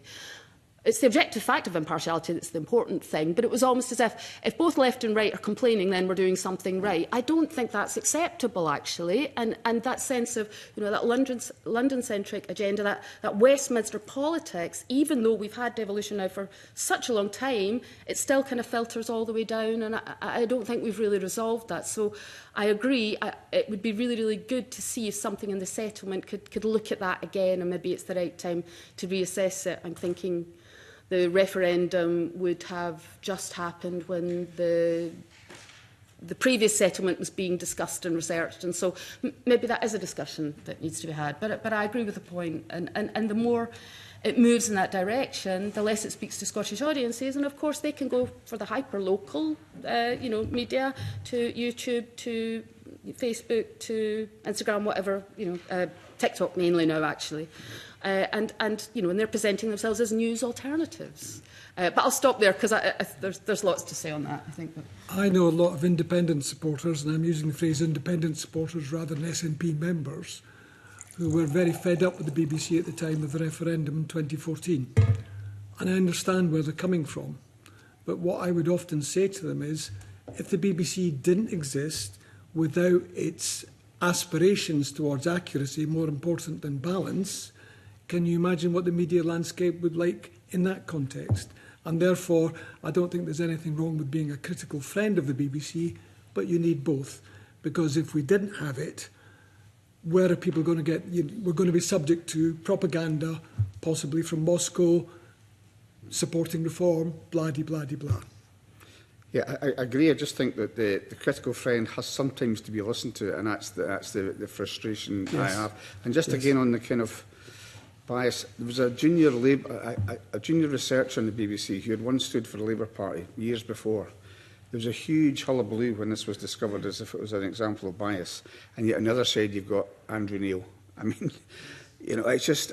or the guy, I forget his name, that's on the board of the BBC that was appointed by the Tories. The bias and the double standards seem to be appalling. But just to go back to the point about Professor Harper, surely that's the biggest opportunity for the BBC in Scotland. If they can establish the trust and the relevance that they should have, that's their best defence against some of these other things. And my last question, since we seem to be short of time, is really for Professor Higgins, and it's about the cultural aspect, which we've heard quite a lot about in this committee in previous discussions, and including both from George Adam and Neil Bibby in particular, about the impact of both what STV are doing, but also the BBC cutting River City, and the extent to which that has cut off a route for people to come into TV production apart from anything else, because that's a...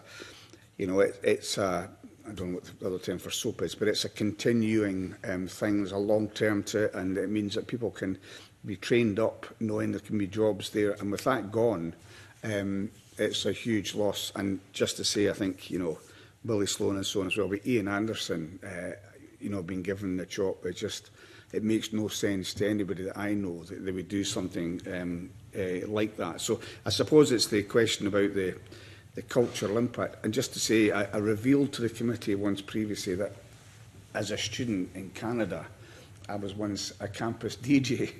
But the thing over there is you were obliged to play every hour a certain number of Canadian songs, or songs by Canadian artists, just as the Canadian universities had to have a certain number of professors and teaching staff that were Canadian. And the reason being because of the elephant, as Trudeau called it, the elephant they lived next door to protect that kind of cultural thing. Do you think there's a role for that in Scotland at all? To a certain extent, I think there is. I mean, just to go back to your earlier point around independence, around the referendum, rather, the coverage of that referendum, I just want to make you aware that, you know, from the BBC, I know people inside the BBC who themselves were extremely frustrated about the lack of commissioning power they had at that time. And I can be wrong in these figures, so they're sort of anecdotal, but my understanding was there was about 80 hours of factual television that was assigned for the coverage of that. And within those 80 hours, less than 10 were put to BBC Scotland. So the majority of it was coming from, as you rightly say, from other parts of the UK. And with that came a very obvious level of ignorance, which was cringeworthy for a lot of people in Scotland. And it really lowered the level of debate. You know, we should have had a much more mature discussion around the possibilities. And so I think that sense of distrust does come from that. But I just want to point out that was a commissioning, you know, decision that was made, and it wasn't one that quite a lot of people in BBC Scotland themselves were happy about. On River City is a loss. It's obviously a loss because it's regular income for lots of people, but it's a loss in training terms as well because it's the only studio-based production that BBC Scotland has. And they often talk in the film business about having kind of air miles in a studio. And that means that there isn't the nursery slopes anymore for new directors coming through. The only other returning series of a similar scale is Outlander, and Outlander is soon to finish as well. And Outlander has very, very few Scottish directors that work on it. So River City has given a number of new talent Scottish directors opportunity. Who've gone on to do Shetland, who've gone to become directors of feature films. And so for us, you know, as educators in that sense, that is a real concern. I am pleased to see the new series that they're commissioning and some of the individuals that are involved with that, but I am concerned that two of the production companies have a London base. So there is a real concern that the BBC Scotland, as you sort of mentioned, isn't really taking well, how should I put it, the criteria that allows for something to be Scottish qualifying is not necessarily being followed sufficiently rigorously, you know, to benefit us. And so I do think that has to be looked at again. I think there has to be more detail around that. I think there has to be more transparency about it. I mean, I put myself in that I believe there's scope for running a drama pilot season on BBC Scotland. They do it in other parts of the world as well. It can be low budget, but it's just that BBC Scotland has to be seen as a place for developing new talent. And they also have to be doing enough of it. They only need 1 in 10 to hit and bust through, and then that becomes something they can sell internationally. But if you're only making 2 or 3 things, then they're very risk averse. And that's how they are right now. They're very risk averse. They need to take more risks, and in some sense they need to sort of share that approach with the populace, because I believe there is an audience for that. Thank you. Well, that concludes our questions with our first panel. We've heard some interesting opinions from Professor Beveridge, Professor Harper and Professor Higgins. We're going to take a short break and then we'll commence with the second panel. Thank you very much.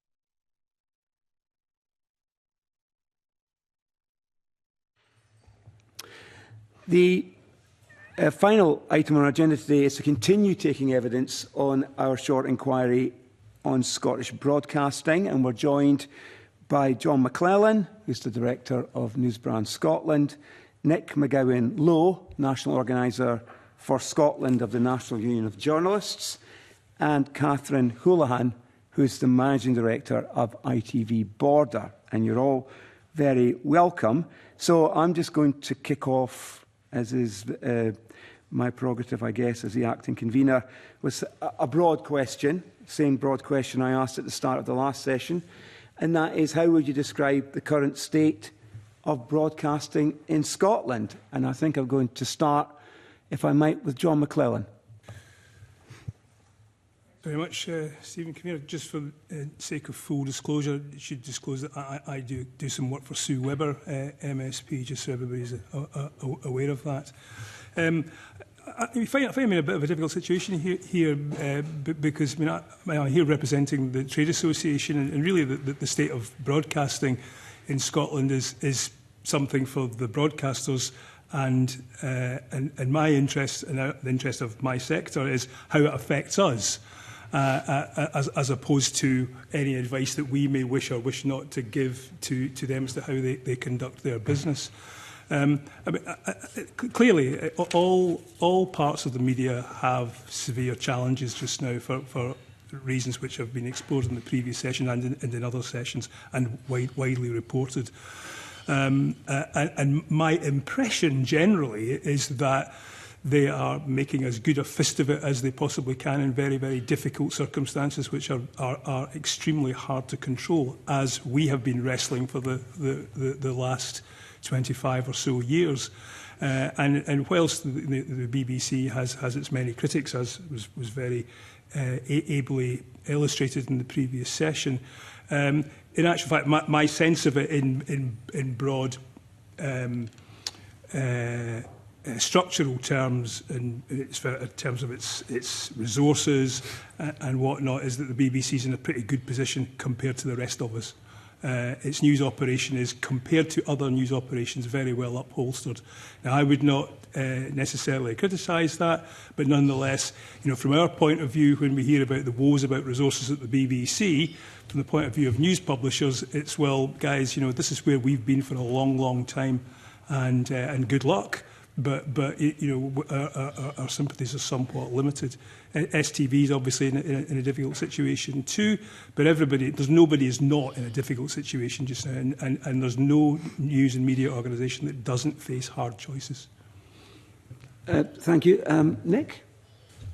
Thank you. Thank you for the opportunity to speak before the panel. The first thing to say is I think Scotland has a plurality of broadcast media. I think, as John alludes to, they are facing a number of challenges, some that are specific to the broadcast industry, some that are specific to news or more widely across all news media, and fundamentally grappling with the consistency problems that I would describe that I experience with dealing with employers across the media industry in Scotland are fundamentally putting news where your audience is and finding a funding for that. And that means different things to different news media in newspapers and so on. It involves discussions around whether there's advertising or paywalls or subscription models and so on for online news, whether you put up the cover price of print editions and so on, and to what point the markets can sustain that. With the BBC, it comes down to what's currently the licence fee. With STV, it's facing challenges largely based around advertising, and also because it is a substantial production house and fall in those. What it has found is that it is competing for advertisers who are now going to media that perhaps 10 years ago they wouldn't have considered. So we're looking at, for example, Disney Plus take on some advertising, Netflix take on advertising. These are all new markets for advertisers, together with YouTube as well. And these are new challenges that they are having to grapple with, and STV has found itself in a perfect storm, partly of its own making, but partly of the wider economic problem. problems. The BBC does an excellent job. It produces a wide range of broadcasts for what it does. When it goes through cuts in headcount, which I believe it did at the end of 2024, early 2025, it does to a greater degree than any other employer I deal with look into how news is going to be produced and so on, and staffing, and put serious thought into what they can produce with the staffing that they have on that. STV are clearly going through problems where they're looking to do, I'm not going to make bones about it, they're looking to produce less news with less people, as I say, because they find themselves in a financial hole. But overall, I think certainly the two dominant employers in the broadcast industry, and BBC Scotland and STV, I think Scottish viewers can benefit from a plurality of media across broadcast. Thank you. Catherine Houlihan. Thank you, and thank you for the invitation to address the panel this morning. I speak for ITV Border, so I perhaps won't comment on the state of broadcasting in Scotland as a whole. But from our perspective, the industry is going through a rapid transformation at the moment. We're facing challenging times. I think the points about plurality are well made. I think that from what I can say from dealing with colleagues across Scotland, we are well regulated. The standard of journalism is in a good place. In particular, at ITV Border, I do feel that we provide a good, trustworthy service to the people in the border region, in particular in the south of Scotland. And in a transforming market, we're also trying very hard to reach into the areas where we know viewers are going, so not just relying on linear. So really, we're trying to adapt to the changing world that everyone finds themselves in. But on the whole, I think we're doing okay at the moment. John, you mentioned the state of print media as being difficult. We've got a lot of newspapers in Scotland, daily newspapers in Scotland, including the titles that are probably based in London of Scottish editions. But the BBC itself, does that not create some problems still for particularly local titles? And we've seen a massive decline in the number of local titles in the last 15 years or so. Obviously, the local democracy reporters were an attempt to try and stimulate local news gathering, and they do play an important role. The problem is people just don't buy local newspapers anymore because they can get news online from the BBC free of charge. Mm-hmm. Yeah, I mean, that's been a constant issue for us in trying to develop a subscription model, which most publishers now regard as the future.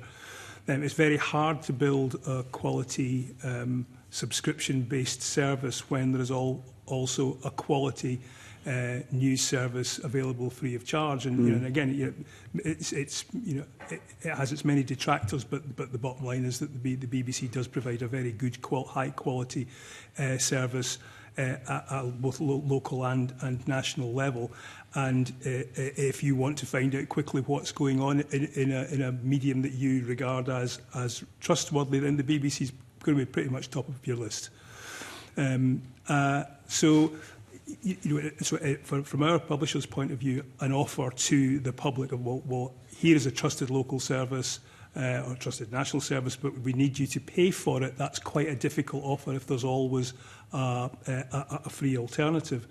So in the last Ofcom report, for the first time, I think Ofcom recognised that the BBC was part of the headwinds facing publishers. Not the only one. I absolutely wouldn't say that at all. But at least there's recognition at Ofcom level that there is an issue which needs to be looked at. And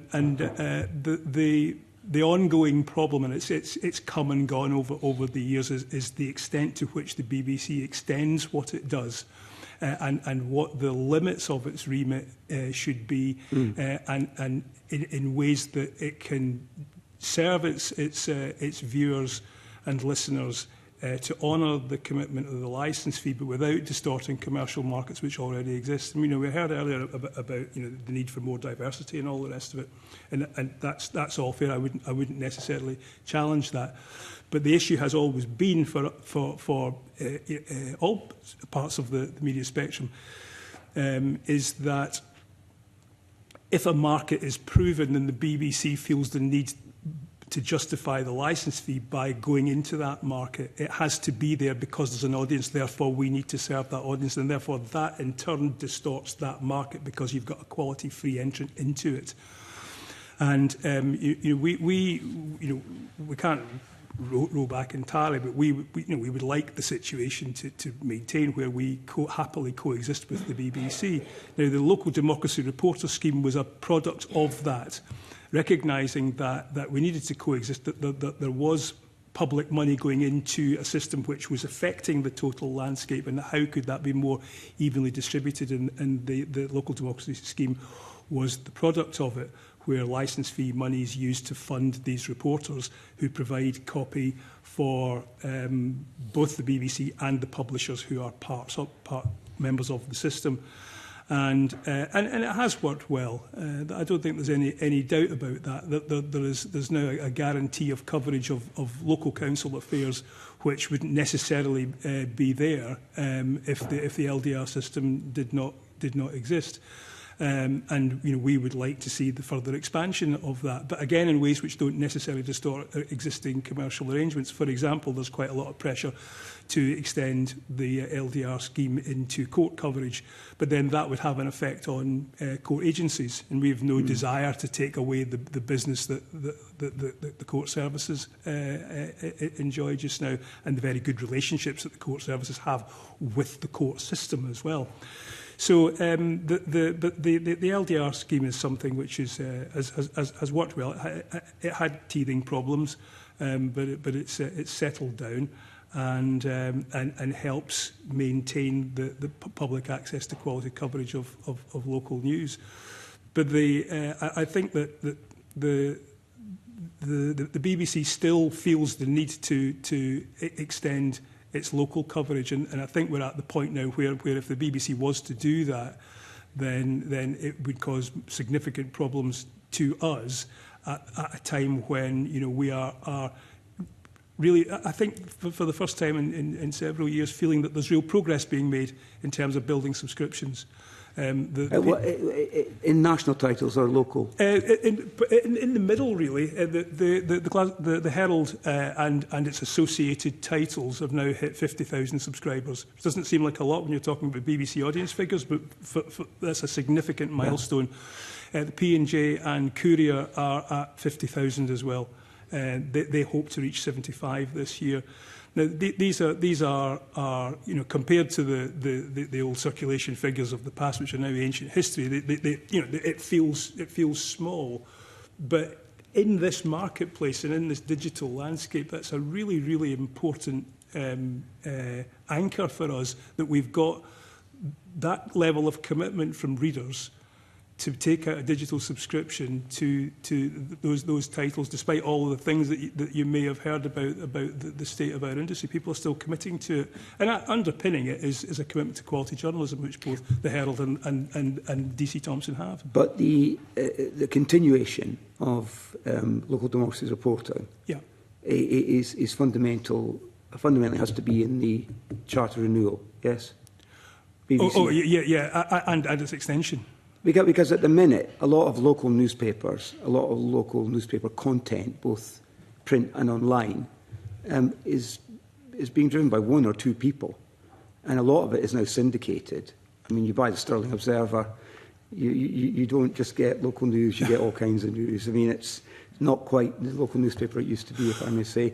I mean, so if you take away the Local Democracy Reporter, as part of the BBC, reshaping of a BBC charter composition, then these titles are gone, aren't they? Well, not quite. I think that the acceptance that the subscription model is the way forward is now common.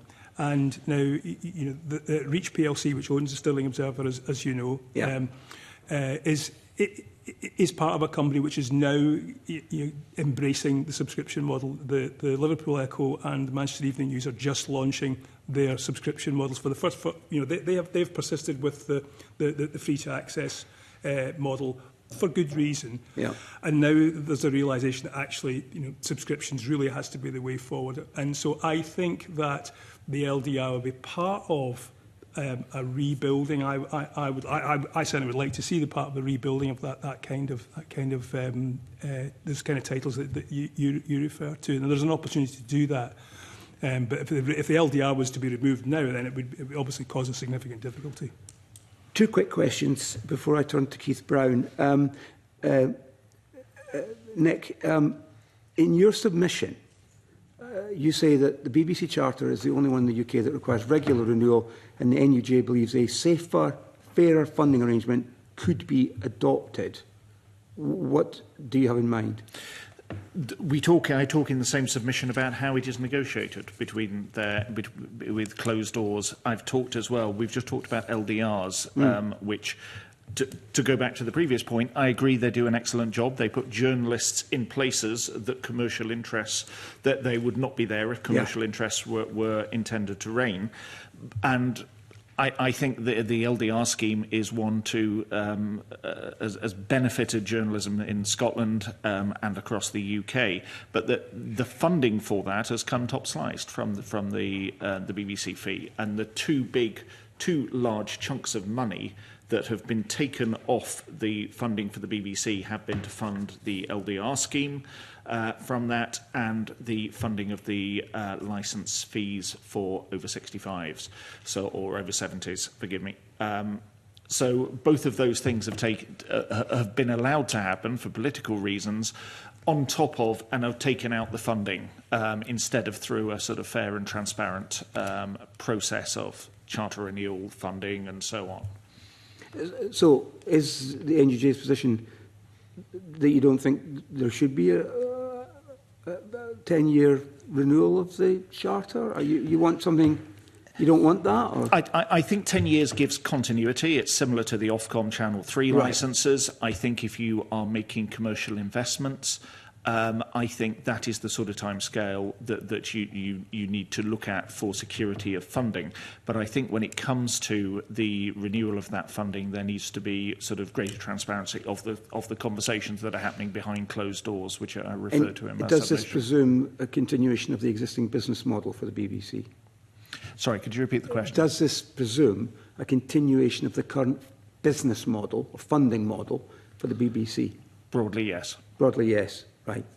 Okay. Thank you for that. And Catherine, clearly linear viewing seems to be, particularly among younger audiences, a thing of the past. It's fragmenting viewing habits across a number of different platforms, a number of different brands, most of whom are not British in character or Scottish in character. People are also getting their news almost in snippets in social media posts. Some things being shared are real, some things are AI generated. People, for good reasons now, question whether what they're seeing is real, whether what they're seeing is true. How much of that is shaping the way that you approach your job of presenting news coverage specifically, but perhaps in general terms your scheduling, at ITV Border? Yeah, well, scheduling is not something that we have control of at ITV Border, but in terms of news gathering, I mean, it's massively important.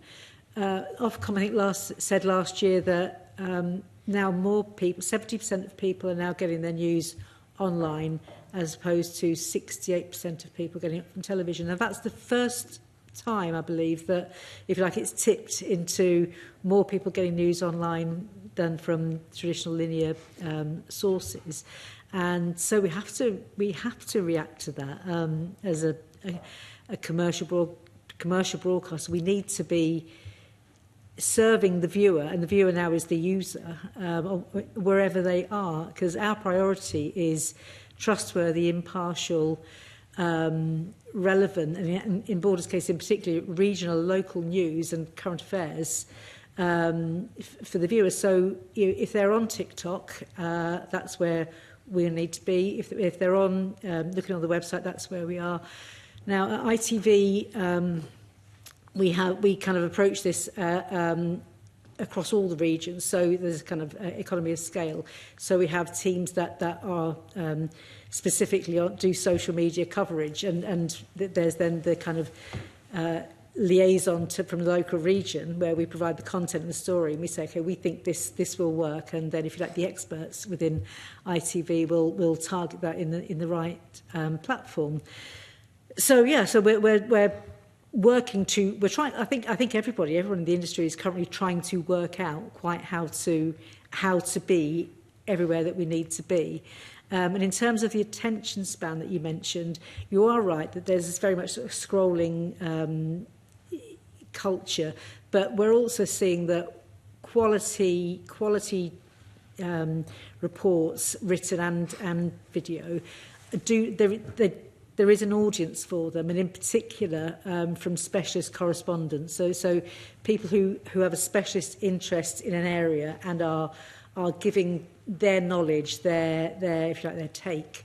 There is a real appetite for that. So I don't think that we're seeing people losing a desire to not only know what's going on in the world and in their region and in their nation, but also to understand the reasons for that and the context for it as well. So people will tune into ITV Border to hear what Kieran Andrews has to say about what's happening at Holyrood. If they've got any sense, they will tune to ITV Border to hear Kieran Andrews talking about what's going on in Holyrood. And you know, I know we laugh, but it's so important that. And Kieran actually is one of the people whose blogs online do well, you know, for us because he knows his subject. And live events obviously drive people to watch things at a given time together. I mean, unlike perhaps. There are very few other events I can think of where people will actually come together across communities, across a country to watch. And sport, clearly, is one of them. So a very simple question, really, and you'll probably understand why I'm asking this. Are you expecting a pretty great year in advertising revenues around the World Cup? Well, advertising's not my department, so I can't make predictions on what revenues we might make. But I can tell you, certainly, it was the lead story on ITV Border when Scotland qualified for the World Cup. So it should be. Anticipate, yeah. Absolutely. So I anticipate lots of coverage locally. And lots of people tuning in and consuming the adverts along with the live TV. Well, let's hope. Right. I mean, because obviously one of the issues that's been put to us in relation to other broadcasters is advertising revenues been weaker, and we were given a pretty lamentable story about what the advertising revenues were expected to be going forward, and yet there's the World Cup, which I think every 4 years, along with the Olympics, is the global sporting event that people consume together, and therefore it's prime time for advertising. Anyway. Keith Brown. Yeah, and just to say that my questions are really about broadcasting in Scotland. Just it's the nature of the inquiry, because sometimes we get so involved in what's happening elsewhere because it's inextricably linked with the UK, for example, and print media, but it's broadcasting in Scotland. And it's really for Catherine, the first question, which is about how you cope with the fact that one of the big sources of frustration, whether it's ITV, BBC or Sky, is to see on what they call network, by which I think they mean the UK-wide coverage, that the health service is getting this, or in education, mobile phones, which has nothing to do with Scotland, and yet that is put out by each of these networks. And you've got a unique position, of course, straddling the border. So do you bite back at the bosses in London when ITV do that kind of thing, or how do you cope with it in your area?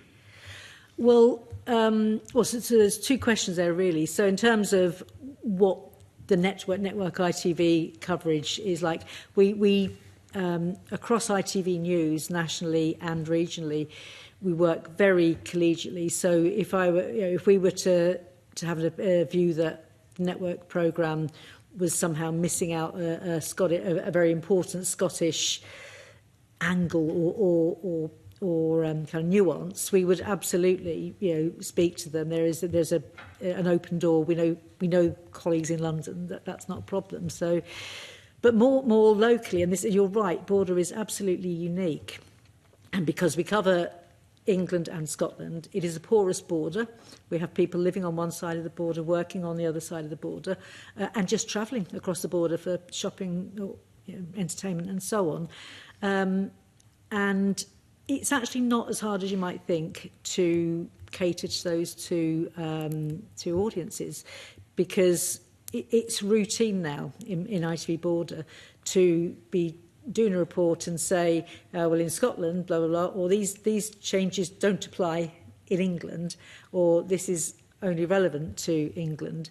I think that was really thrown into sharp focus during the COVID-19 pandemic, when we literally had reports with sort of graphics telling people what they could do if they were in Scotland and what they could do if they were in England and what the different rules were. And it's our job to make that simple, easy to understand and engaging for the viewer to watch. And we find it quite easy. Not easy, that's the wrong word, but it's not as difficult as you might think. It's you accept that that's the situation, so you cater for both audiences. I mean, equally with it's not just reserved matters. The court systems are different, so we're used to saying, but if you're but if you're north of the border, or but if you're south of the border, this, and it doesn't actually. It's not very difficult to do. It's quite easy to achieve. And I found it interesting earlier, actually, when you were referring to some things being, a lot of reporting being London-centric, and perhaps this made me feel a bit parochial, but we feel the same in Border, that sometimes feels, if you're in the south of Scotland, things can feel a little central belt centric. So we pride ourselves, if you like, on really keeping it relevant and to people in our local area. Well, given that you seem to, and I'm not contradicting you, I don't know because I don't live in that area, that you find it quite straightforward to make the distinction. Should it not be the case that we should expect that ITV UK-wide is not saying things on the news programmes that this is happening in health? This is as if that's applying to everybody. So if you're speaking to them and telling them when that's wrong, surely this shouldn't be happening. It should stop now.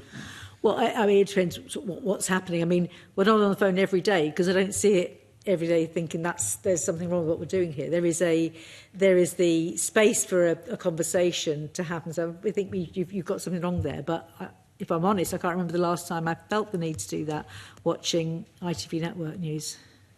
I'll have a look and I'll get in touch if I can find it. Please do. On a more general question about one of the issues we're discussing is about the opportunities in Scotland in broadcasting. So right the way from sound engineers to actors, producers, directors and so on. And the impact that, for example, the cutting of River City has had, or the changes at STV have had. It strikes me that given that we have sometimes some of the big streaming organisations coming in and doing a blockbuster very occasionally in Scotland, is there not a I suppose I'm not saying is there not a case that it seems unlikely it will happen, but surely there'd be a benefit to having a standing cohort of people in Scotland that can provide these services, whether it's camera folk or producers or directors, and a process by which people can get into that cohort, i.e. education and graduates and so on as well, such that if somebody, you could sell that to streaming organisations to do things in Scotland, saying we've got these people already here. And I suppose my question is driven by the fact that certainly the evidence that this committee's heard, we're losing because of the cuts to River City, and in particular the fact that it's a continuing soap and that long-term kind of prospects for people is going, and what we're hearing at STV in terms of news in the North East. Surely that would be a great selling point for Scotland to help establish that kind of block of people that are qualified, able at a moment's notice to turn their hand to You know, say Netflix wanted to come in and do a story on Kirkpatrick Fleming, for example, just to keep it local down the borders, whatever it was.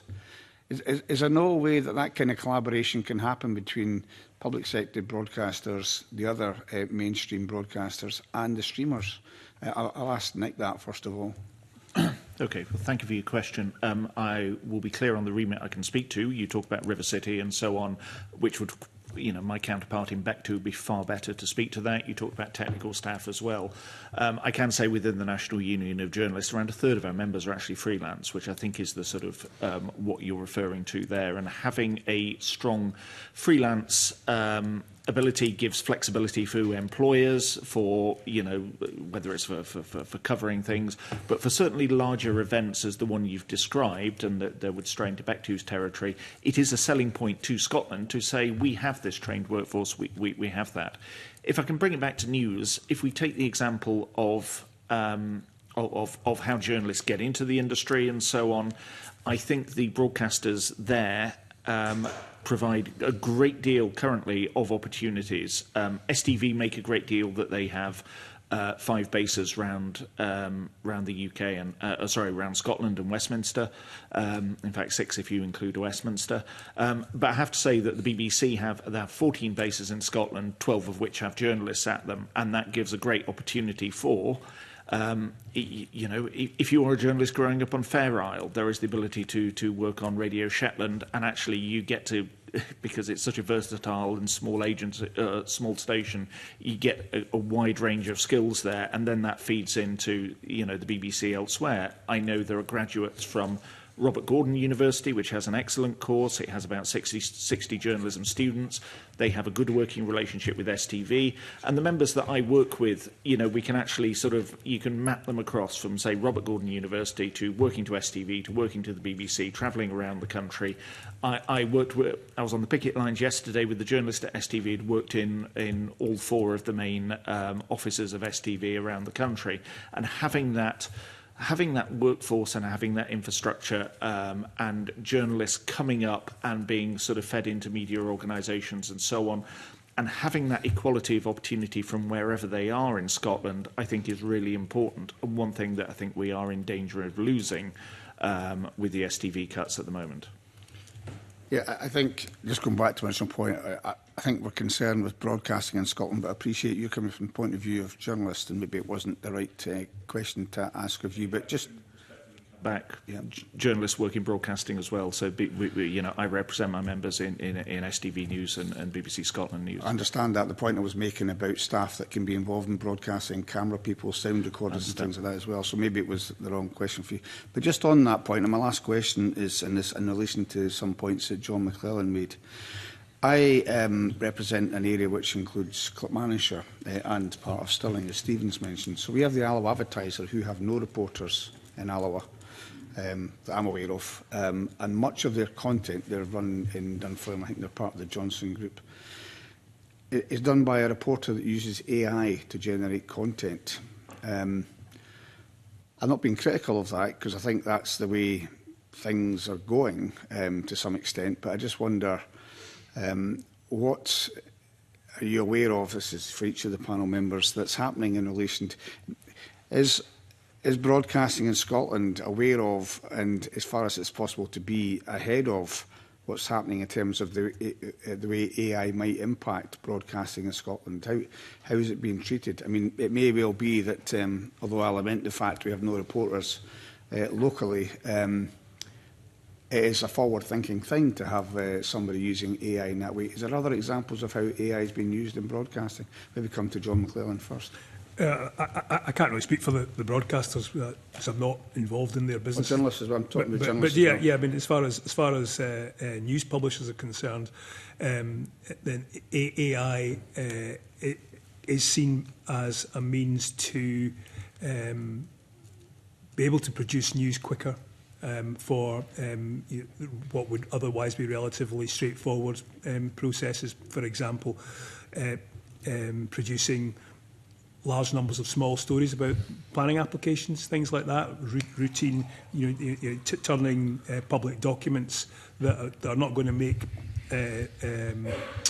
particularly strong news stories but are good public information and make them more readable, that's it's almost like a very basic secretarial task. AI can do things like that, and with the purpose of freeing up journalists to be able to do journalism as opposed to essentially rewriting committee agenda items.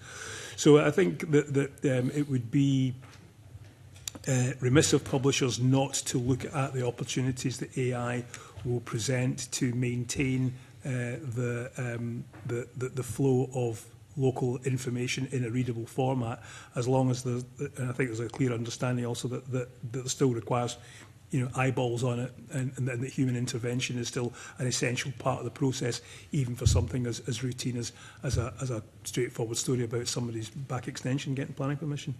Thanks. Thank you. The Alloa Advertiser, I'm sort of familiar with, a very good journalist, but like many titles in the Stirling Observer, Perthshire Advertiser and the Lennox Herald, for example, are all in the same sort of hub of reach at the moment with very, very few journalists there. There is, you talked about the pressures of AI on broadcasting, and when AI sort of several years ago sort of was coming out, I made it my duty to talk to every employer that I talked to of how they saw AI going. And it is such a broad it was equally interesting to what they said, but also what aspects that they focused on. So at the time when I spoke to STV, they talked about AI. They weren't thinking of it in terms of their own workflow. They said, well, we are seeing deep fakes of our presenters advocating for commercial products that they have, and they're entirely fake, and we have to think of what our tolerance is to that.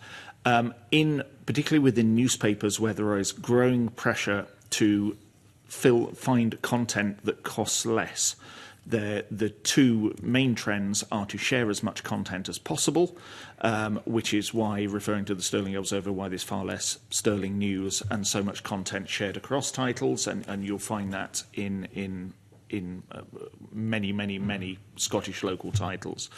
And the second one is whether that can be used to actually sort of, the extent that it is used to, as John has said, summarise things and do that.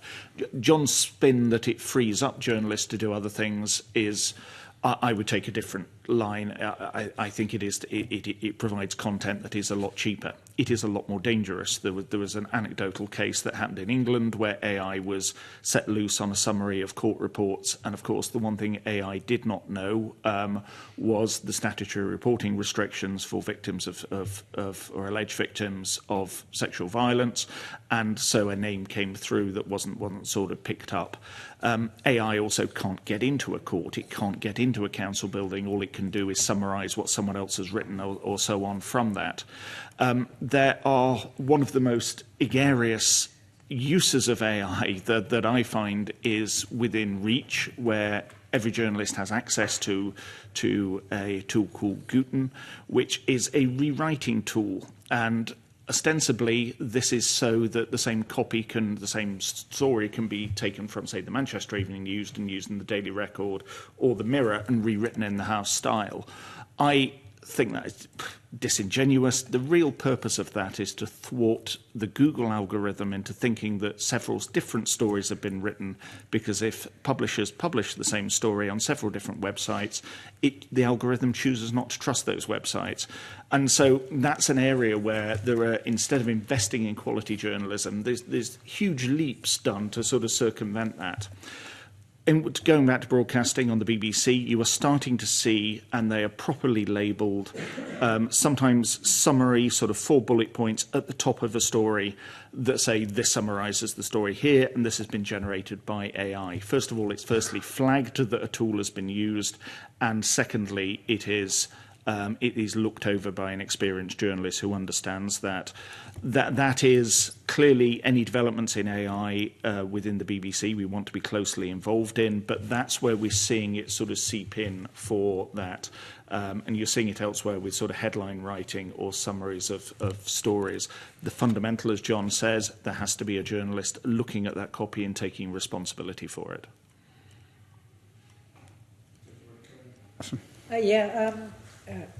Thank you.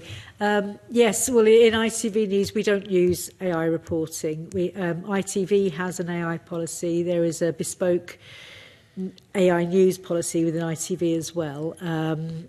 More generally, I think that AI reporting is not yet fully accurate. So I think it's we need to be sort of cautious of moves in that direction. But equally, it would be backward looking to not lean into the future. AI is here. My personal feeling is that there are probably some uses for it in the future, rather like John mentioned. Perhaps if I give you an example of, I wouldn't dream of taking an AI report and publishing that. That just feels too risky. However, if you wanted a generic stock shot of a sunny day, might you in the future get that generated from AI if you didn't have one in your library? Maybe. That's my personal opinion. That it will certainly be a tool, and I think we need to look forward and lean into it. But certainly, ITV does not have any kind of AI reporting, and nor would we, because it's trust with the viewer is absolutely paramount, and we can see more widely across the industry that, and we've heard today that trust is an issue, and people can't believe what were traditionally credible, believable, trustworthy sources, and I would argue still are in case of ITV. So we need to be doing as much as we can to maintain the public trust, and certainly when it comes to AI, that would not be the way we're going at the moment. Just last comment, not a question, but in 2002, the Scottish Government or Scottish Executive had a consultation on being able to smack your children. It's a big consultation at the time, and in Clackmannanshire, people voted to be allowed to continue smacking their children. And the headline in the Stirling Observer was "Clacks back smacks." I don't think AI would give you that kind of individual kind of thing. So anyway, that's me.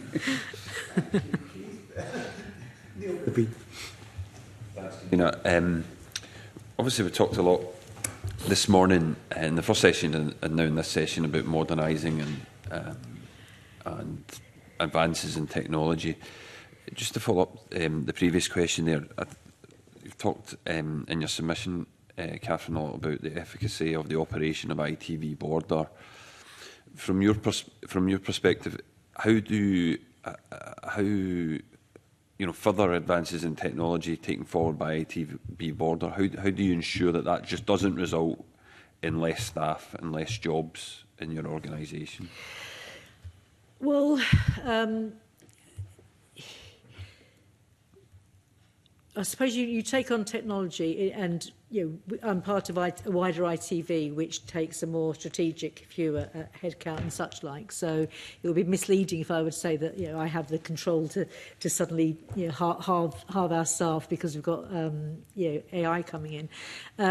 But I would say that you need to embrace what's coming along and kind of tilt into it. So we have embraced new technologies by slightly changing out the makeup of what people do. So we have stopped doing some, if you like, more legacy jobs and roles so that we can concentrate on streaming on the website and social media.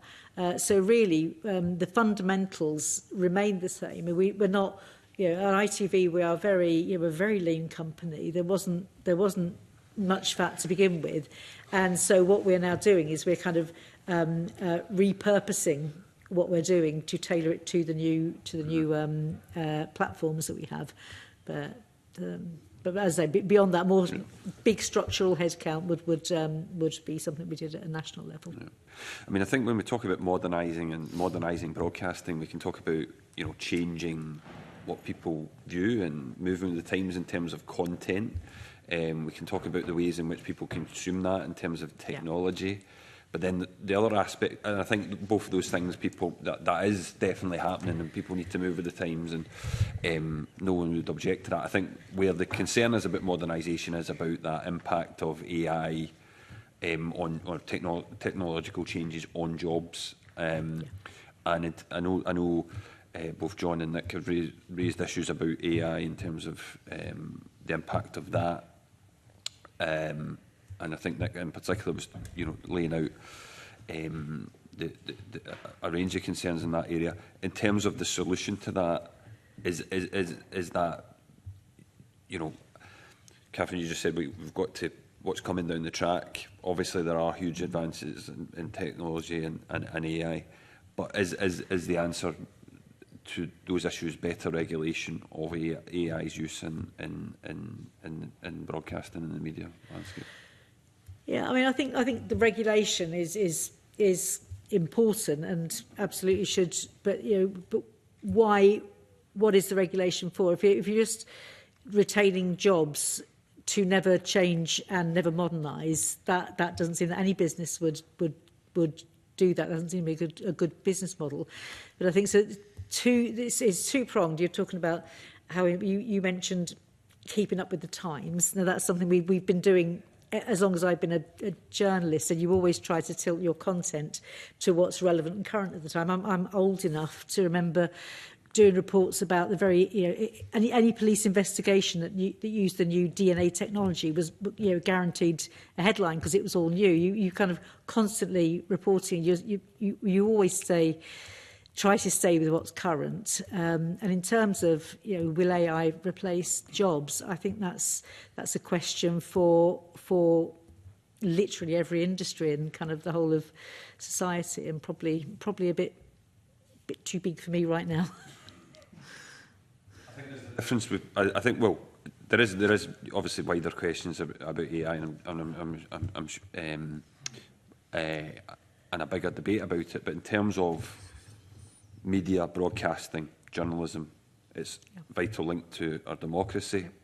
I think, and the need to tackle the misinformation. I think that it is obviously, very important that we look at this carefully. I don't know if John or Nick wants to come in. Yeah, I think that there's two strands to it, and in many ways the answers are here, and we have them.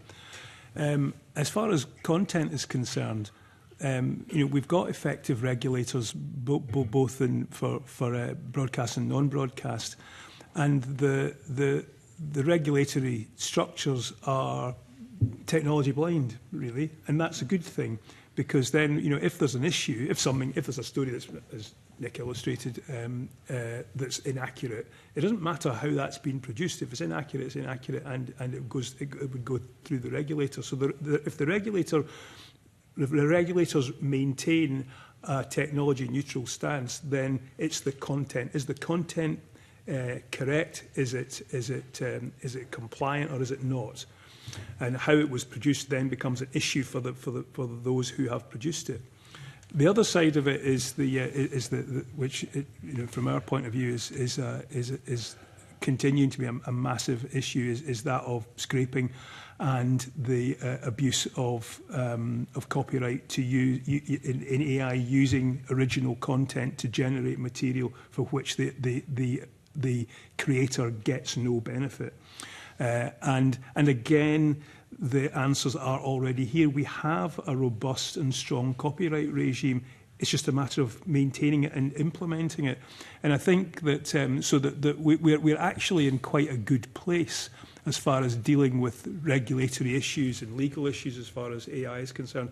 But the pressure is actually to, as you probably are aware, the pressure is to relax it and make it easier for AI companies to come in and use the information that's available, even if they don't own it. And I think that the challenge in government terms is maintain the regimes that we have, because they are good and reliable, and not be tempted to weaken things because you think there's some greater goal over the horizon. And I think that we're in a bit of a. It seems to me that we're in a bit of a Klondike situation as far as AI and data is concerned just now, and there's a rush to do something, we've got to get our hands on it because there's so much of this coming over the hill. We've got to get in early, and there's a risk that we throw a lot of good stuff out with that in the rush to get it. But I think in regulatory terms, we're actually in quite a good place. I disagree with John's point on the copyright issue.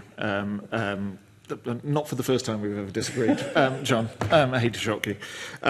So let us take, we know that AI models are being fed industrial quantities of books, photographs, images, video in order to create what they do. That is happening on a scale which is almost inconceivable.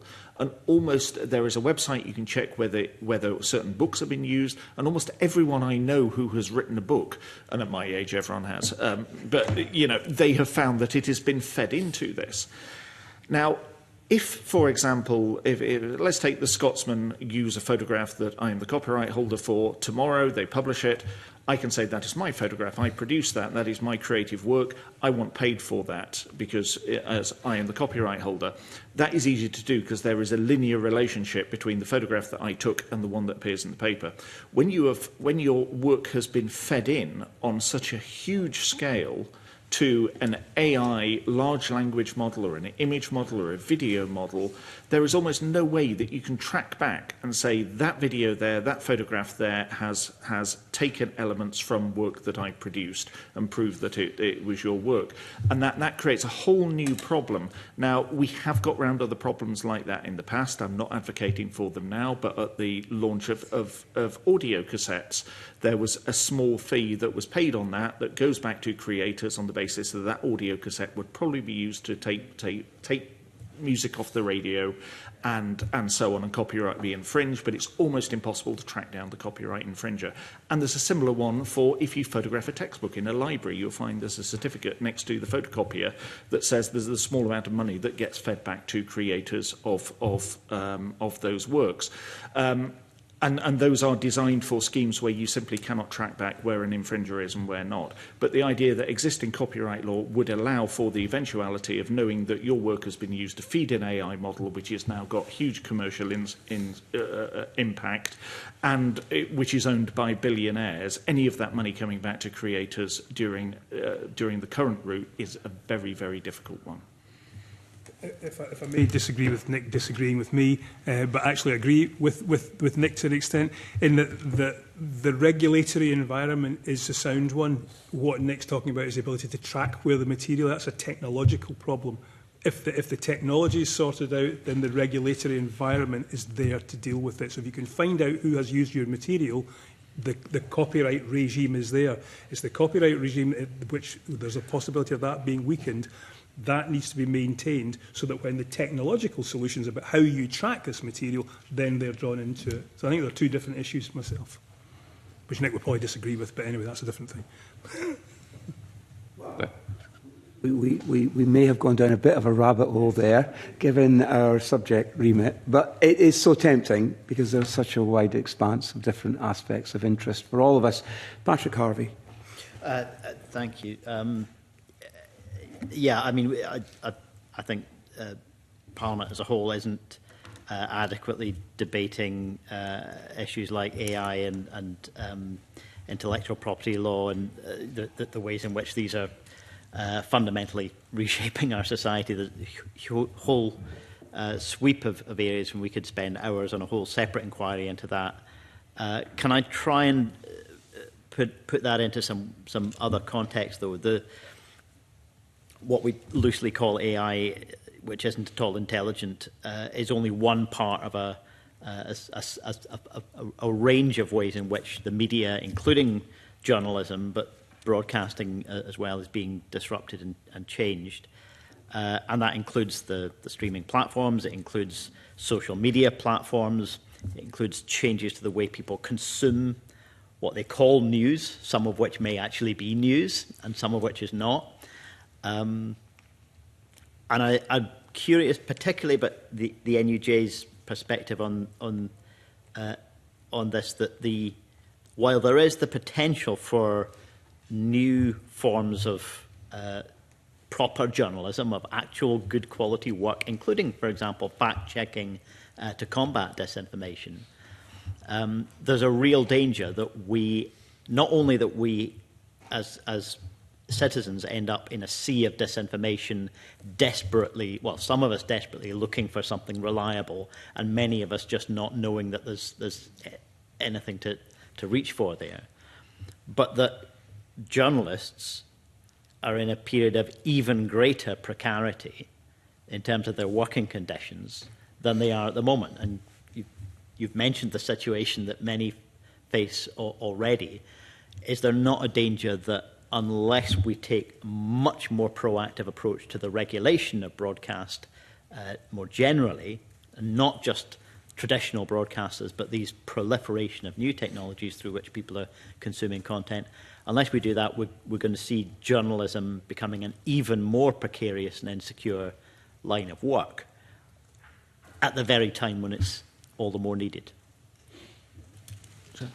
I'll come back on. I'll start on the issue of trust, and obviously the big platform of it. If we start with the BBC, the sort of any link to a story that has a bbc.org web address or app and so on brings with it the implications that come with one of the most trustworthy news organisations in the world, and so on. And that is because in that, the BBC owns a platform. It owns the platform of Channel 1 in the same way that ITV and STV do on Channel 3.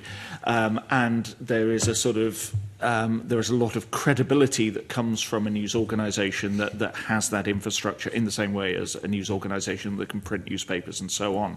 And what you're seeing is, firstly, overall, you're seeing a change of platforms in which news is consumed, and also where it is far easier for anyone to produce those news that on an equivalent basis to the BBC. So let's take YouTube, for example, which is widely used, but the BBC does not have any more prominence there as a credible source of information than any other content provider within that. Now, if you consume the BBC's content on YouTube, you will see more of it. But it doesn't have the same implication that, for example, that Ofcom achieved, I think, in 2024, where on digital televisions that are connected, as soon as you go in, next to all the streaming services, you have the sort of 5 broadcasters of the BBC and links to their respective streaming services.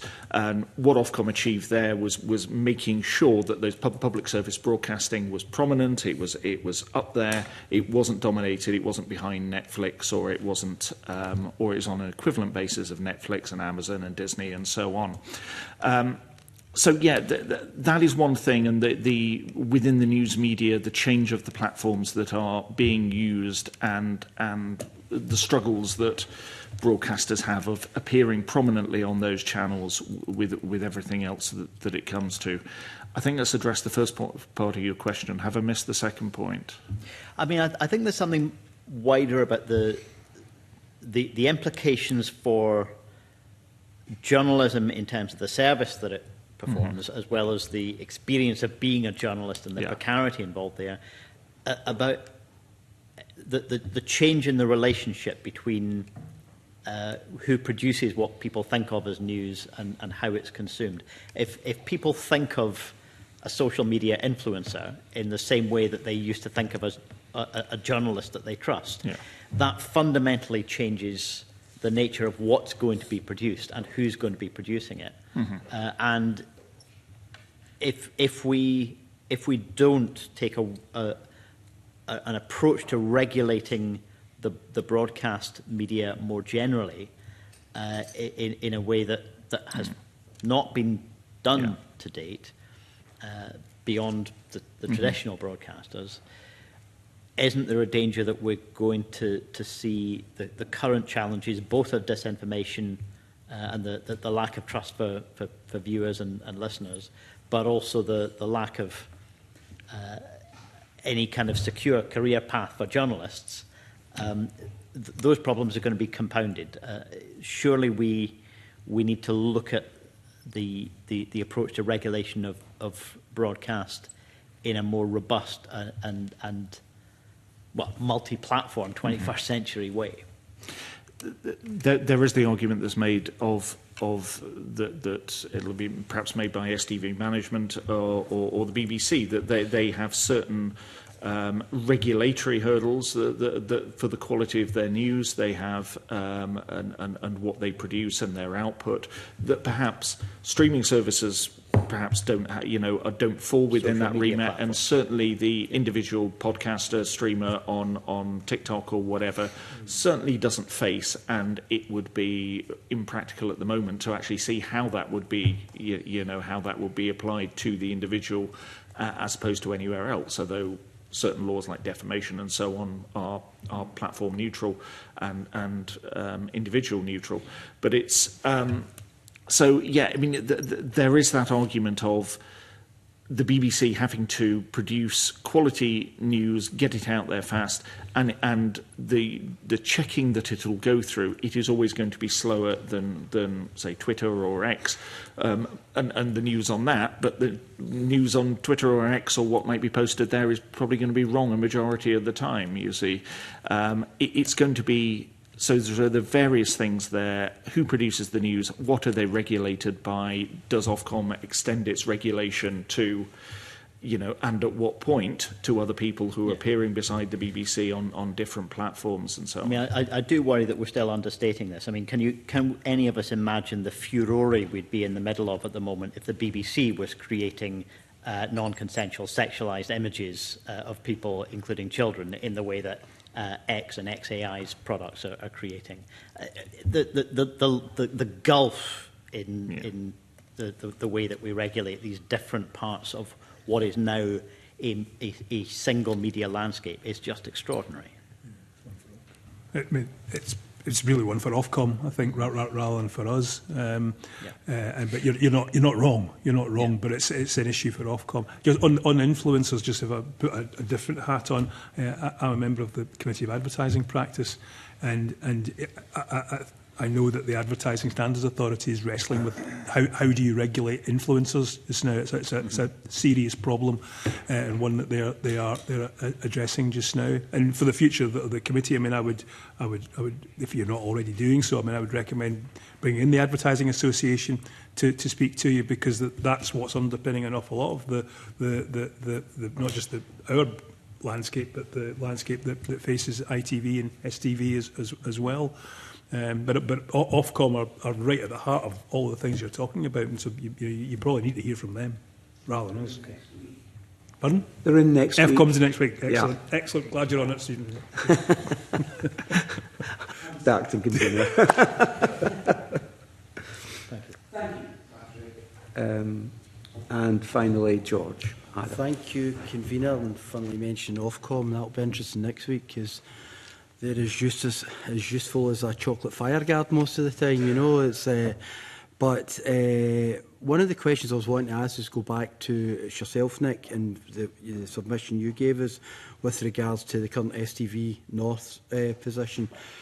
You mentioned in your submission that under the Chief Executive, Rufus Radcliffe's first 12 months, the share price halved in value during that period, and that in itself is a talent. For someone to do that in the early days of being involved with a company. But you also said something else with regards to the ITV Sky takeover talks, and it was also mentioned by Professor Beveridge earlier on as well.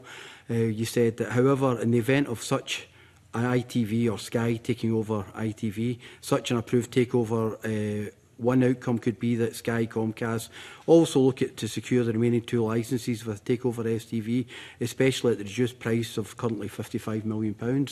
Now, that's a perfectly realistic scenario, should that happen, once they get over the hurdles of the CMA, and then they'd probably have a similar process to go through if they made a bid for STV as well. But, the reality for us then is, if we're talking about Scottish broadcasting, Scottish voices and news in particular, this makes the STV North thing look like we'll be arguing about whether there's going to be STV in Glasgow, after this as well. So, what do you believe? How realistic do you think that potential prospect is? And if it is, what do you think would be kind of future for broadcasting in Scotland, particularly from your aspect with from the news point of view? Thank you. I'm grateful for the chance to talk about my members at STV without wearing thermals, which I was yesterday on the picket line in Aberdeen. So we certainly are in a situation, and I'm glad you've picked up on that. The proposed ITV Comcast or Sky Comcast takeover is, you can see it in two ways. One is that it is a reaction to this consolidation of media giants, and however big you look at ITV, it is not as big as Comcast, it is not as big as Netflix, it is not as big as the people it is campaigning about. And whether there is an argument that the survivability of public service broadcasting can only come within a larger organisation, given that there are different fundamental different economics of that. Our belief from talking to my colleagues within the NUJ, we're talking to other people in the industry, is that the proposed ITV Comcast or Sky takeover or merger could be considerably more advanced than has been put into the public, and that it could happen soon. And the time frame that we are looking at is obviously overlaps with the current dispute that we have with STV, and you're absolutely right. It puts it into a far sharper perspective of everything we are fighting for, to have great local coverage continue in STV in the north and northeast of Scotland, could be taken over by a much wider issue. And it is entirely feasible that, having spent 1.6 billion for 13 of the licenses, that a company the size of Comcast won't even blink about paying an extra 3% in order to acquire the remaining 2, particularly with the potential economies of scale that would do. I happen to believe, I mean, first of all, where we have public service broadcasting, there must be sustainability of it. I think that in the longer term, STV is a sustainable business. I think it is going through a financial crisis at the moment. I think it is making some rather bad decisions at the moment, and it is having a very bad knee-jerk effect of trying to cut back on its costs, particularly those that with public service broadcasting, which it agreed to only, sort of signed a contract on only a year ago. These are my concerns. I can't, certainly within ITV, we looked at the possibility of what would happen if STV was subsumed by ITV, and I appreciate that's a different question to the one you're asking. With Ulster Television, obviously, there was a certain amount of autonomy that was, that sort of was maintained. STV as part of an ITV empire, which is owned by an organisation outside the UK as well, I can't help but look at that with a great deal of trepidation and wonder whether decisions that are made thousands of miles away will be in the best interests of the viewers of Scotland. Because the bizarre thing, until all this started, Comcast meant nothing to me apart from the fact that some of the brands they own, NBC, Universal, massive organisation, that, this will just be a tiny part of what they're doing, and what's important to us won't necessarily be important to them. Yeah, absolutely. My experience in the newspaper industry is that the further away that the management sit away from Scotland, the worse the decisions that they make about the coverage of local journalism is. And from yourself, Catherine, from your perspective, it affects you as well. Well, yeah, and as I said earlier, I speak for ITV Border. So, there's two prongs to that, really. There's the situation at STV, and it's really not ITV's position to comment on STV. Equally, with the proposed takeover, ITV has confirmed, preliminary discussions are underway, and really there's not much more I can say at that time. I'm sure you'd appreciate that. Because the problem is, I can hear the arguments they're going to make when the CMA start kind of saying about ITV. It's going to be, excuse me, the plucky Brits trying to fight the big streamers, international streamers, but the problem, as Nick quite rightly says, is it's an American-based company that's going to be taken over, so it's just part of the internationalisation of all the media. And Professor Beveridge said earlier on was the fact he was concerned that anything that might have been influenced by President Trump might be something of concern. And if you look at the news in America, that automatically gives us some concerns of do we go down that route as well. Because I think if you look at, no disrespect to ITV, but ITV's morning show is very Americanised, Good Morning Britain, and it's completely different from some of the other shows there. And that would be concerning if we had that format throughout news in the UK. I don't know if you get anything to add on that, Nick, either. No, I don't. John, do you have? No, not particularly. It doesn't really affect us. No. Okay, then, well, since we've not got much time, I'll leave it at that then. Okay, well, you did have a few more minutes if you wanted to take them, but thank you, George. Listen, thank you so much to each of our panel, to John McClellan, and to Nick McGowan-Lowe, and to Catherine Houlihan for their very interesting contributions this morning. And with that, I conclude this meeting. Thank you.